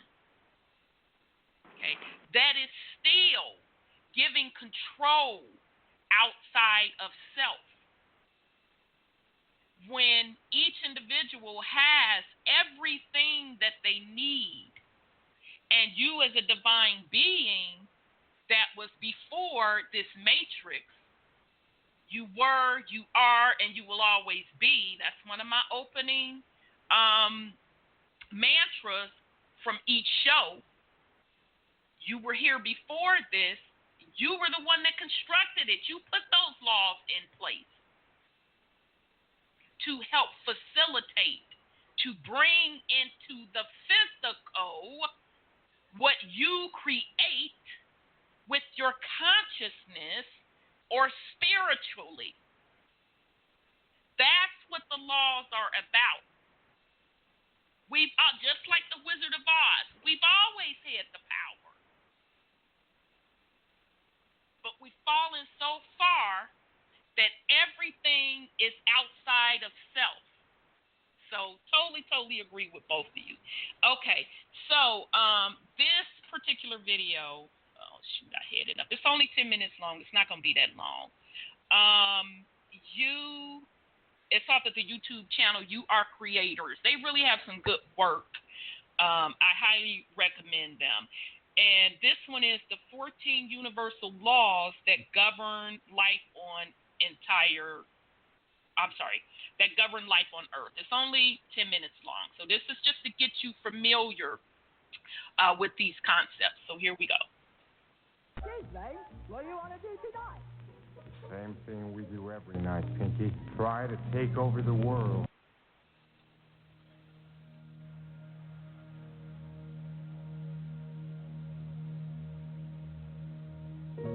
The 14 universal laws that govern life on Earth.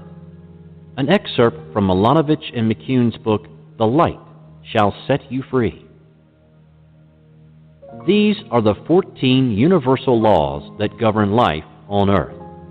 If you master these laws, you will have mastered life on the physical level. Nothing on Earth happens unless through these laws. Each law is interconnected and entwined with the next. 1. The law of divine oneness. The first out of the 14 universal laws helps us to understand that we live in a world where everything is connected to everything else. All is energy, and all energy is an extension of source energy. Everything we do, say, think, and believe affects others in the universe around us. We are microcosms of the macrocosm. We are all parts of the same source. 2. The law of vibration. This law states that everything in the universe moves, vibrates, and travels in circular patterns. The same principles of vibration in the physical world apply to our thoughts, feelings, desires, and wills in the etheric world. Each sound, word, object, and even thought has its own vibrational frequency, unique unto itself. 3. The law of action. The law of action must be applied in order for us to manifest things on Earth. Therefore, we must engage in actions that support our thoughts, dreams, emotions, and words. Action is energy in motion. 4. The law of correspondence. This law states that the principles or laws of physics that explain the physical world, energy, light, vibration, and motion, have their corresponding principles in the spiritual world or etheric. What happens on the inside will reflect the outside. If you are hectic and stressful, your world will be also. If you are in total bliss, the outside world will mirror that bliss. As above, so below. As within, so without. 5. The law of cause and effect. This universal law states that nothing happens by chance or outside the universal laws. Every action has a reaction or consequence.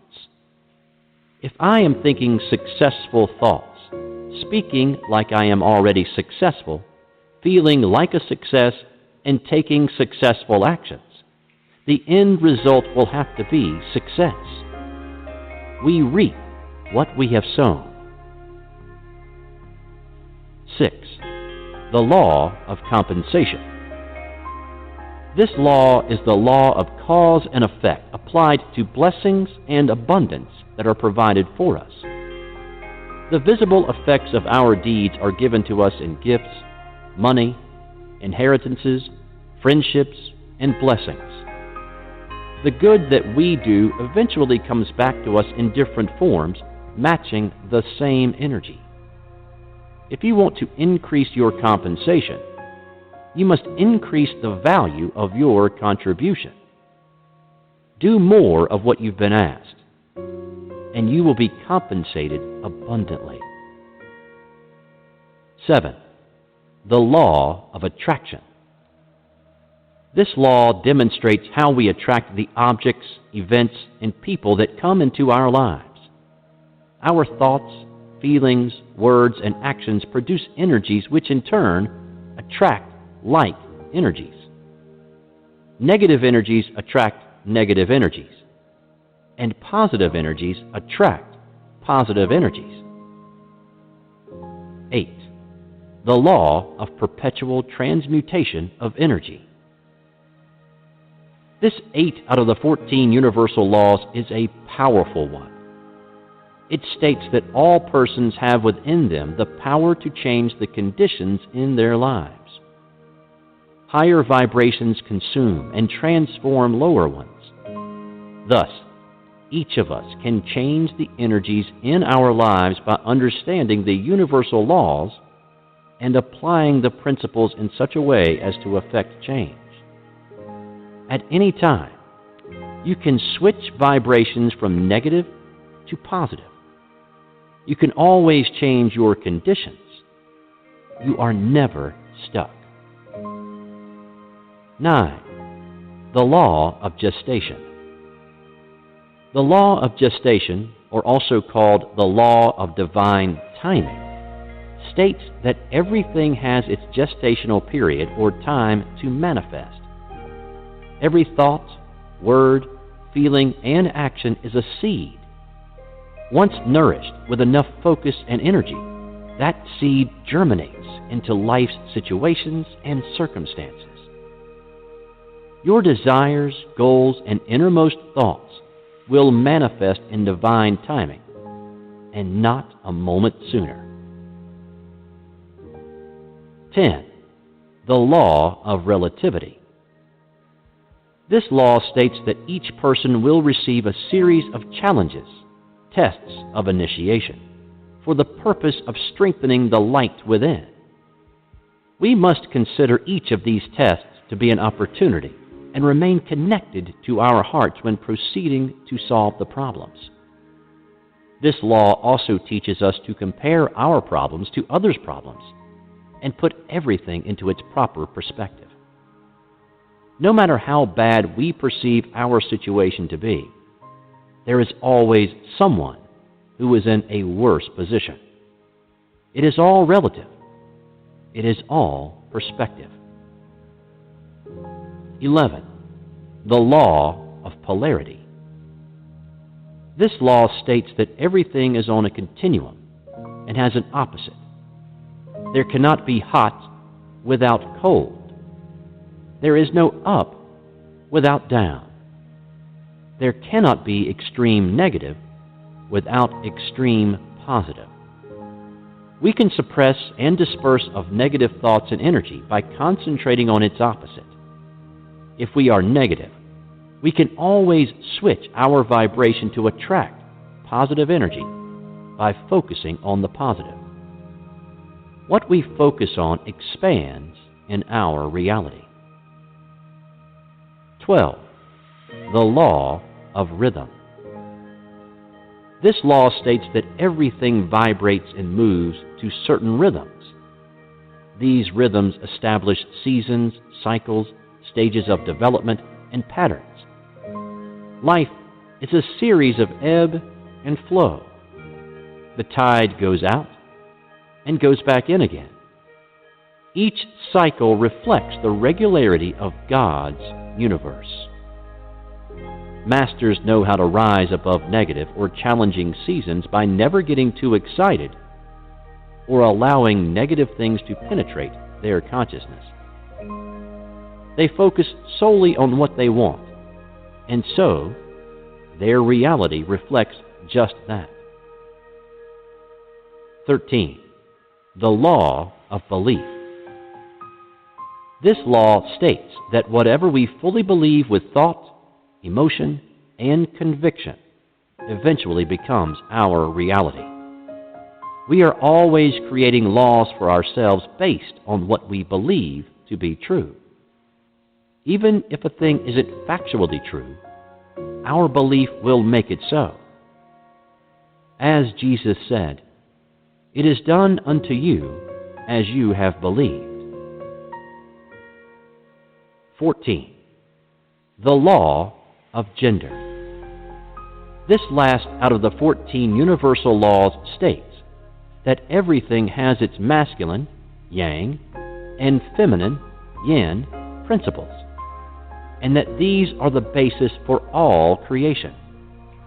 The spiritual initiate must balance the masculine and feminine energies within herself or himself to become a master and a true co-creator with God. Master these laws, and you'll become a master manifester and a deliberate co-creator of the physical world. Yes. I'm here. Everybody there? I'm here. She's not. Okay, sorry about that. I'm just talking. I put myself on mute. My bad. Okay. Again, that was from the YouTube video. You Are Creators is a YouTube channel. The 14 Universal Laws That Govern Life on Earth. Now, I didn't agree with everything he said, but I just wanted to give you all a flavor of the laws and some of their applications. Shoot, I just got a countdown and we went into overtime, so I'm not sure. We should have 30 more minutes. They've kind of been flaky with me over these last 2 weeks. So I'll pause in case somebody want to put something on that. If not, we are going to move on. Yeah, number 5. What was number 5? Because I can't remember. When he said, if you do more of what you're asked. Yeah, I didn't agree with that. No, I didn't agree with that. Increase the button. Yeah, that I didn't agree with. Yeah, he can go on somewhere with that. So, yeah, that I didn't agree with. He might as well have said Toby. Well, and to me, he was kind of putting it in a religious context. Yeah. And that's not what universal laws are about. So, yeah, I didn't agree with number 5. And literally, his 14 laws, he kind of expanded on some of the ones that we know, because like the law of vibration, we should know what that means. Anything that exists in the universe, whether seen or unseen, broken down into and analyzed in its purest and most basic form, consists of pure energy or light, which resonate and exist as a vibratory frequency or pattern. The law of attraction, we should all know this. The law of attraction is the universal law which ensures that whatever energy is broadcast out into the universe is joined by or attracted to energies that are of an equal or harmonious frequency, resonance, or vibration. So, I'm sorry, Rhonda, go ahead, sis. Excuse me. I think for everyone out there, all of us included, if you take as an individual, you take the time to, one, review this tape, this copy of your call tonight, as well as many others from many different places. But if they just do this one tonight and really see the different things, laws that they will get, because we went over, each of us, regardless of this individual, went over every law, and we do it anyway. Every week. Or no. Because it has become our way of life, okay? I say to them, if you do that, and then you do something on your own to do the work of yourself, to do a research about some point of something within this tape or within your life that's related to this tape, you will see that it is not just, you will gain something, okay? You will gain and you will do what you're supposed to be doing. And you will gain something from what you're doing. And you will give some more back because you will learn something and therefore you will do something else more. Now, together with that, since you talked about the law of attraction, that's where I think he did very well by leaving that to some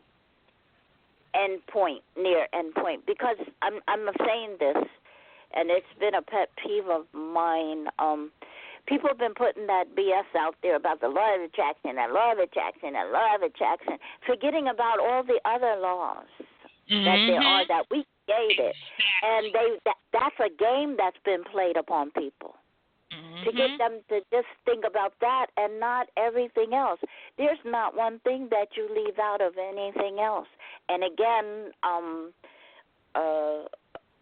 Sean, it has to do with you can't take those giant steps. Everybody wanted to be at the head of the class. You're already at the head of the class. However, to proceed frontwards, backwards, and stay in balance, you must not skip a step. You may do repetitive steps or step A, B, C, and D in what you think is one swell swoop, but you're still doing it all because you did it enough to learn it, to do it as if you were doing it from rote or in one step. So you had combining forces. You grew within yourself. And that's what I'm saying to everyone. You must now look in the mirror and see who you are if you do not already know that. And the mirror is inside of you. And then go from there, because you will learn, you will grow, you will love, you will live, and you will see the truth. And then nobody can fuck with you. Yep, so, that is true. That is true. Very well said, sis. Thank you for that. So I'm just going to read, go through them, and again, you can definitely explore them on your own time, but we have the law of cause and effect, and that's that any action produces a return, a result, or outcome in exact proportion to the act or cause which it is intended. So that's the law of karma, y'all. And there's many other things attached to that law, the law of karma, but the main point is cause and effect. The law of resonance is universal law, which determines the variance vibratory patterns or frequencies, which are determined and projected based on various thoughts, beliefs, and emotions, and a resulting projected frequency, which activates the laws of attraction, ensuring that this resonant or projected energy can only harmonize with energies that vibrate or resonate at a similar harmonious vibratory frequency, which determine and create your physical results. Then it has the law of growth, which is one of the simplest to comprehend. It simply exists to ensure that something always grows, that creation is constant and determined by the kind of quality of seed which is planted. In the case of universal truth, this seed is determined by the energy projected. Thought is immutable, unwavering, and predictable operation. You can become conscious and purposeful in what you project or plant, which will determine what you will receive or harvest in each area of your life. So that's the law of growth. One of the laws that I think that's not discussed enough, and I'm glad Sis Lion has brought up, that when they talk about universal laws, you mainly just hear about the law of attraction and the law of karma, the law of cause and effect. But the law of abundance, okay? The law of abundance can best be understood by looking at the continuous growth and unlimited resources available within our universe. It is continuously producing and multiplying effortlessly through the power of the above universal laws, the abundance of which is determined only by the kind of quality of the seed or energy projected. Okay, that's a law that's overlooked a lot of the times. And then we know what the law of polarity is. That's the most common law that everyone knows. And let me see. Okay, the law of reciprocity, which is intricately connected and harmonizing perfectly with all universal law, initiates and creates an unwavering and unfailing process, meaning to give and take mutually or to return in kind or degree. Okay, so this is just an example of how they're categorizing them. You're going to hear some of those ones that I mentioned called different things, but the ones that pretty much stay constant, you're going to know what those are: the law of attraction and the law of cause and effect, or karma. You will hear about that. But the other ones are just as important as well. So you can take a look at those. I'm reading this off of that article, abundanceandhappiness.com. So it has all of that information in there as well. Okay. So what's my time? Ooh, I'm scared to not, because they've been being funky and cutting me off. Okay, so we're going to go to, and I highly recommend this if you're going to do more research on your own. This sister, and I don't think she's around. I haven't seen any more videos from her since 2015, but it's off of the YouTube channel EON TV1, EON TV1. And this is Universal Laws and Metaphysics Studies. So in this series, I think she has 2 videos out. They're like 2 hours apiece. So I only chopped them up to what I feel to get the meat, pretty much the meat out of them. But in this particular series, she's going a step further. She discusses universal laws, but she puts them in the content of how she personally applied them to her life. And then she had within her audience people participate and come up and kind of discuss things that they wanted to work on as well. So let me see if I can pull that video. What is the name of it? Universal Laws and Metaphysics Studies. Okay. I think we only have 15 minutes, you all. We should have 15 minutes, at least 15 minutes. Okay, so that's 16 minutes. Okay, so, I'm going to jump to part 2. Okay, so we can get the bang for our buck. So here we go. I decided that people aren't really misunderstanding me. They know exactly what I mean, and they know that it's coming from a place of anger, and it's coming from a place of lack and inferiority, and I'm going to have to lose that if I want to do this, And even today, looking, at the number of people in the room, I'm very glad that there's an intimate number of people, because I wouldn't want to be faced with a big crowd the first time.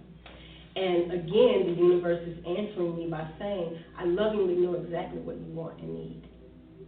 You don't have to tell me. You need the right people. You don't need everybody. You just need the right people.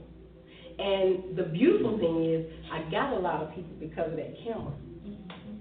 I got worlds if I want. And when you understand that through your consciousness, through your beingness, through your words, through your actions, that you are causing a ripple effect, and how important you're that important to the world, that you're causing a ripple effect and you're affecting other people. It does make you want more than houses and cars. Now, I want to love people. I want to be the light. And when I say, I want to love people, I want to be the light. Oh, okay, that was that thing that the universe could do better. I'm like, we can do better. I can do better. What we got? What can we do? So I did the business ownership thing. That was huge for me. That was beautiful. But this is where I feel most like myself, where I feel most like God. I don't always feel that. I know it intellectually, but I don't always feel it. And it's more of a concern of mine to feel it and walk in it and be it on a consistent basis. What's important is that others walk in it and feel it on a consistent basis, because that's how we evolve. And so that's why I'm here delivering this message, because it's necessary. It's necessary for our evolution that we know who we are. There's been a lot of miseducation, and you can't knock the hustle, because I mean they really learned how to control minds. And when I say they, I mean whoever wants to control minds. I'm really adverse to this. Is on the subject, but off the subject. But I'm really adverse to the concept of us and them. I really don't love what's happening in the world, where it's being presented as white people against black people. Because I don't believe in it. I feel like, that just doesn't exist. I'm not one of these people who say I don't see color. I see color. Of course I see color, but it's all beautiful. And it is against my nature to decide that someone is inferior to me, whether it be a police officer, or whether it be a perpetrator, or whether it be a criminal, a beggar. I don't assign inferiority, because my core belief is that we're all equally superior. We're all God. And if I look at a person or a group and say, you're an awful person or you're wrong, I can't assign a label to someone without first assigning it to myself. So I feel dirty, when I watch these news programs that are trying to get me to believe that there is a such thing as us and them. That just doesn't exist, and I feel the deception in that. Okay, so back to the topic. and you'll learn that I get off topic a lot, because I try to stay open. And whatever comes, I let it come. Because I feel like that is that's me being my God self. I want to definitely convey. I mean, I got my plans. I got all kinds of stuff written down. You see, I haven't really looked at it, because it becomes irrelevant when I start feeling and hearing what it is that you need, or what it is that you want to know, or what questions you have. It becomes irrelevant. So I don't rely on that. I do have stuff to keep me on track. So what I want to do as well is because again, this is for you. This is not just for the knowledge of it. But is everyone clear on my theory of what the matrix is? This big net. We're basically all kind of spiritually holding hands, like our energy is all like we're actually touching each other spiritually. Even though we perceive it as separation, which separation is a beautiful thing, because I love experiencing myself through Adam, and I love experiencing myself through Orion. That was really a great teaching that you gave. You spoke a lot of light, so I really appreciate that. But I love experiencing myself through other people. But does everyone kind of have a good idea of what my theory on the matrix is? Okay. So this is something that I'm going to try.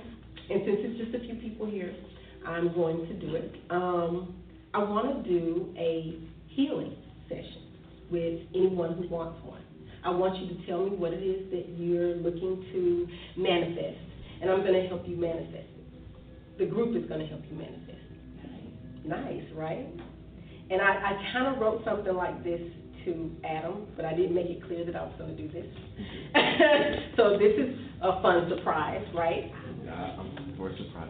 Okay. Well, what are you wanting to manifest? Because this is a I want to give a demonstration of how I use the matrix in my to my highest good to manifest. And so this is what this is. My manifestation is a nonprofit for women cows. I want it to be national in every state. So I know about cows. Can you enlighten the rest of the group on what cows stand for? Cows Stand up, please, Tamika. Hello. Hey, Tamika. She just loves to be put on the spot, by the way. Obviously. CAL stands for Celebrate Our Women's Success.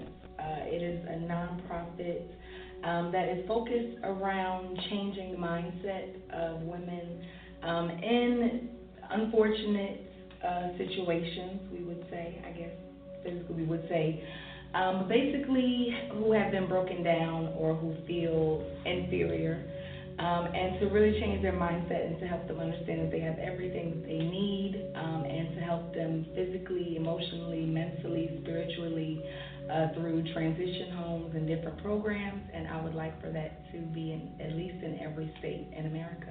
Now, you're wanting to manifest a physical property where the women who would benefit from this, from the COWS organization, for them to live. Yes. Okay. And so, tell me what you envision, how you envision this house looking.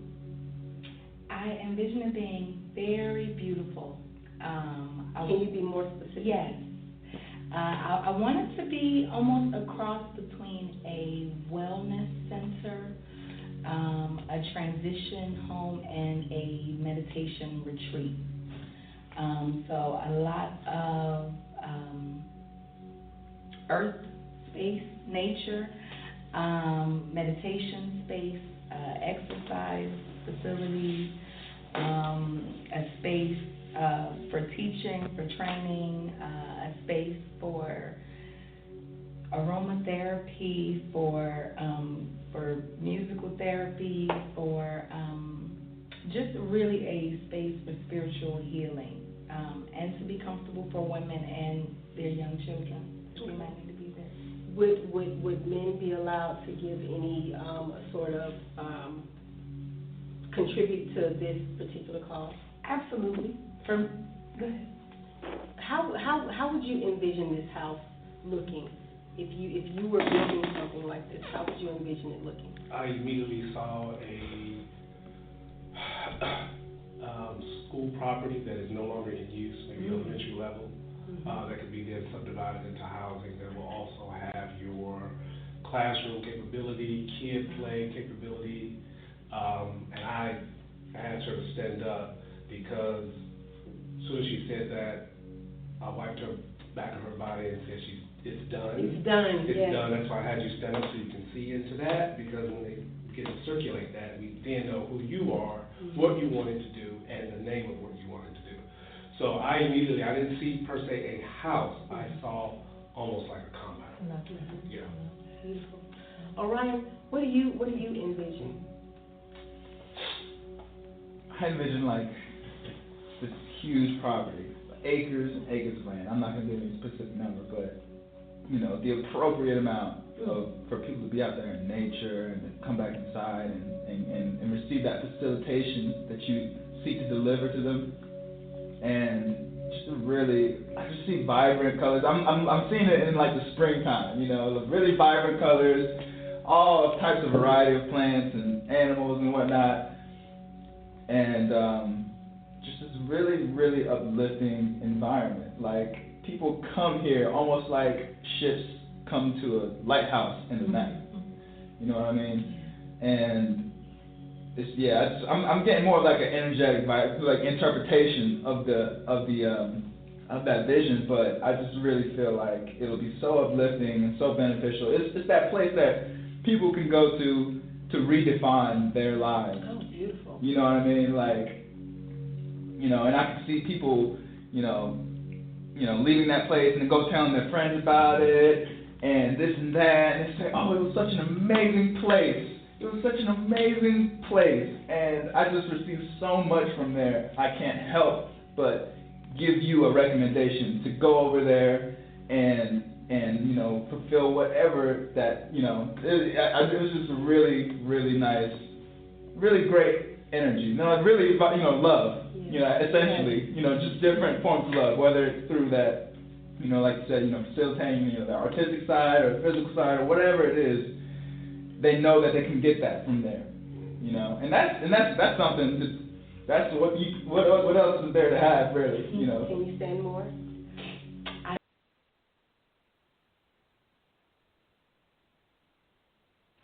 Okay, sorry about that. Okay, so the name of that video, and I'm going to explain why I chose to play the second part instead of the first part. The name of that video is off of a YouTube channel called Eon TV1, Universal Laws and Metaphysics Studies, Week 1. And I know she has 2 videos out there that's about 4 hours long, and she's not only going through the laws of the universe, but she's also giving you practical applications of it. The reason that I wanted to play this second part, number one, we're running out of time, but number 2 is for the fact that what she was doing in that exercise with the people were showing them the practicality of creating what you so desire. And what I liked about what she was doing as she had the sister stand up and kind of asked her, what do you want to create? Which means, what do you want to manifest? When the sister started off, she was vague. And she said, can you be more specific? Okay.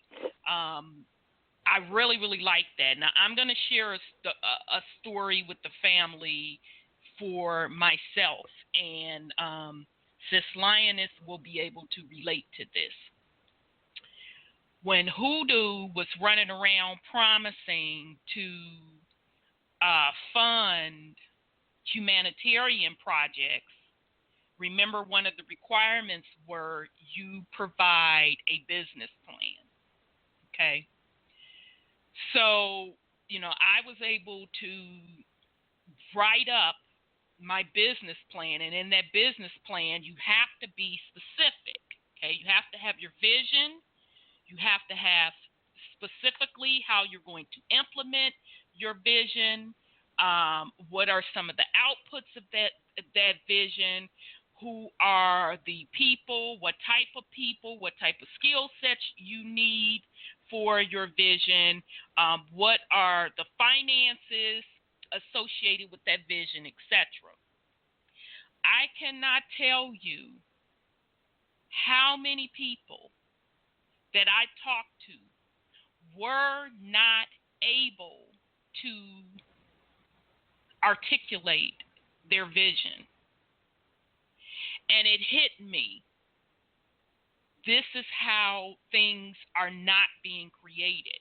Because if you, as the visionary, as the creator, do not know specifics on what you want to see, then how can it be provided?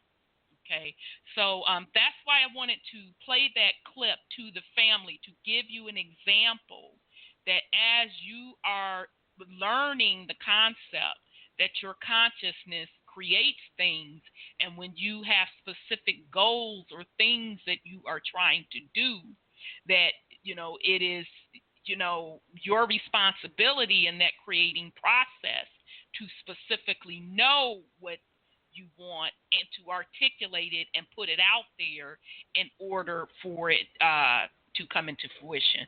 So I'm not sure if we're going to get cut off. We only have a couple more minutes. Did want to put that out there. Did anyone have anything they want to put on that before we start winding down? Because we might even get cut off as we winding down. Okay. I just say that if people learn the rules, the ways to determine the resolutions to their problems or goals or things that objectives that they want to do for themselves, their family, their work, whatever, then they can better understand these universal laws because you use them in doing that. Then you love yourself more and you love others. And again, I say to everyone, review this tape on your own, not right now.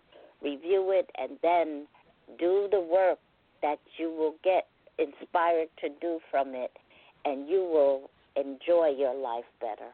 Thank you very much, everyone. Indeed. Thank you. Thank you, Sis Lioness. Love you much. Brother Sean, you have any last words for the family? Uh-oh. He might have got cut off. I'm here. Oh, okay. Okay. You have any last words? If not, that's fine. Just stop. Let's go. Okay. Indeed. Sis, you have any last words for the family? Well, you were talking about the maps, and they can look at the 1569 map. That's one. I was trying to find the other ones. It's the Mercator map. I think it's Mercator or something like that. So they can look at that map, and they'll find out a lot of things, interesting things about this planet. And then they won't be so anchored to it and so concerned about, you know, what they see going on, because it's all a play. Absolutely. You're just Absolutely. watching scenes go by, that's all. Absolutely. So we will be back next week, and we're going to, the topic of discussion will be the ancient wars of the earth. Okay, so we're going to get a little bit into that. I want to thank everyone for tuning in tonight, and I hope you got something out of it. So with that said, we're going to rock out with a little music, and peace and love to all. We'll see you next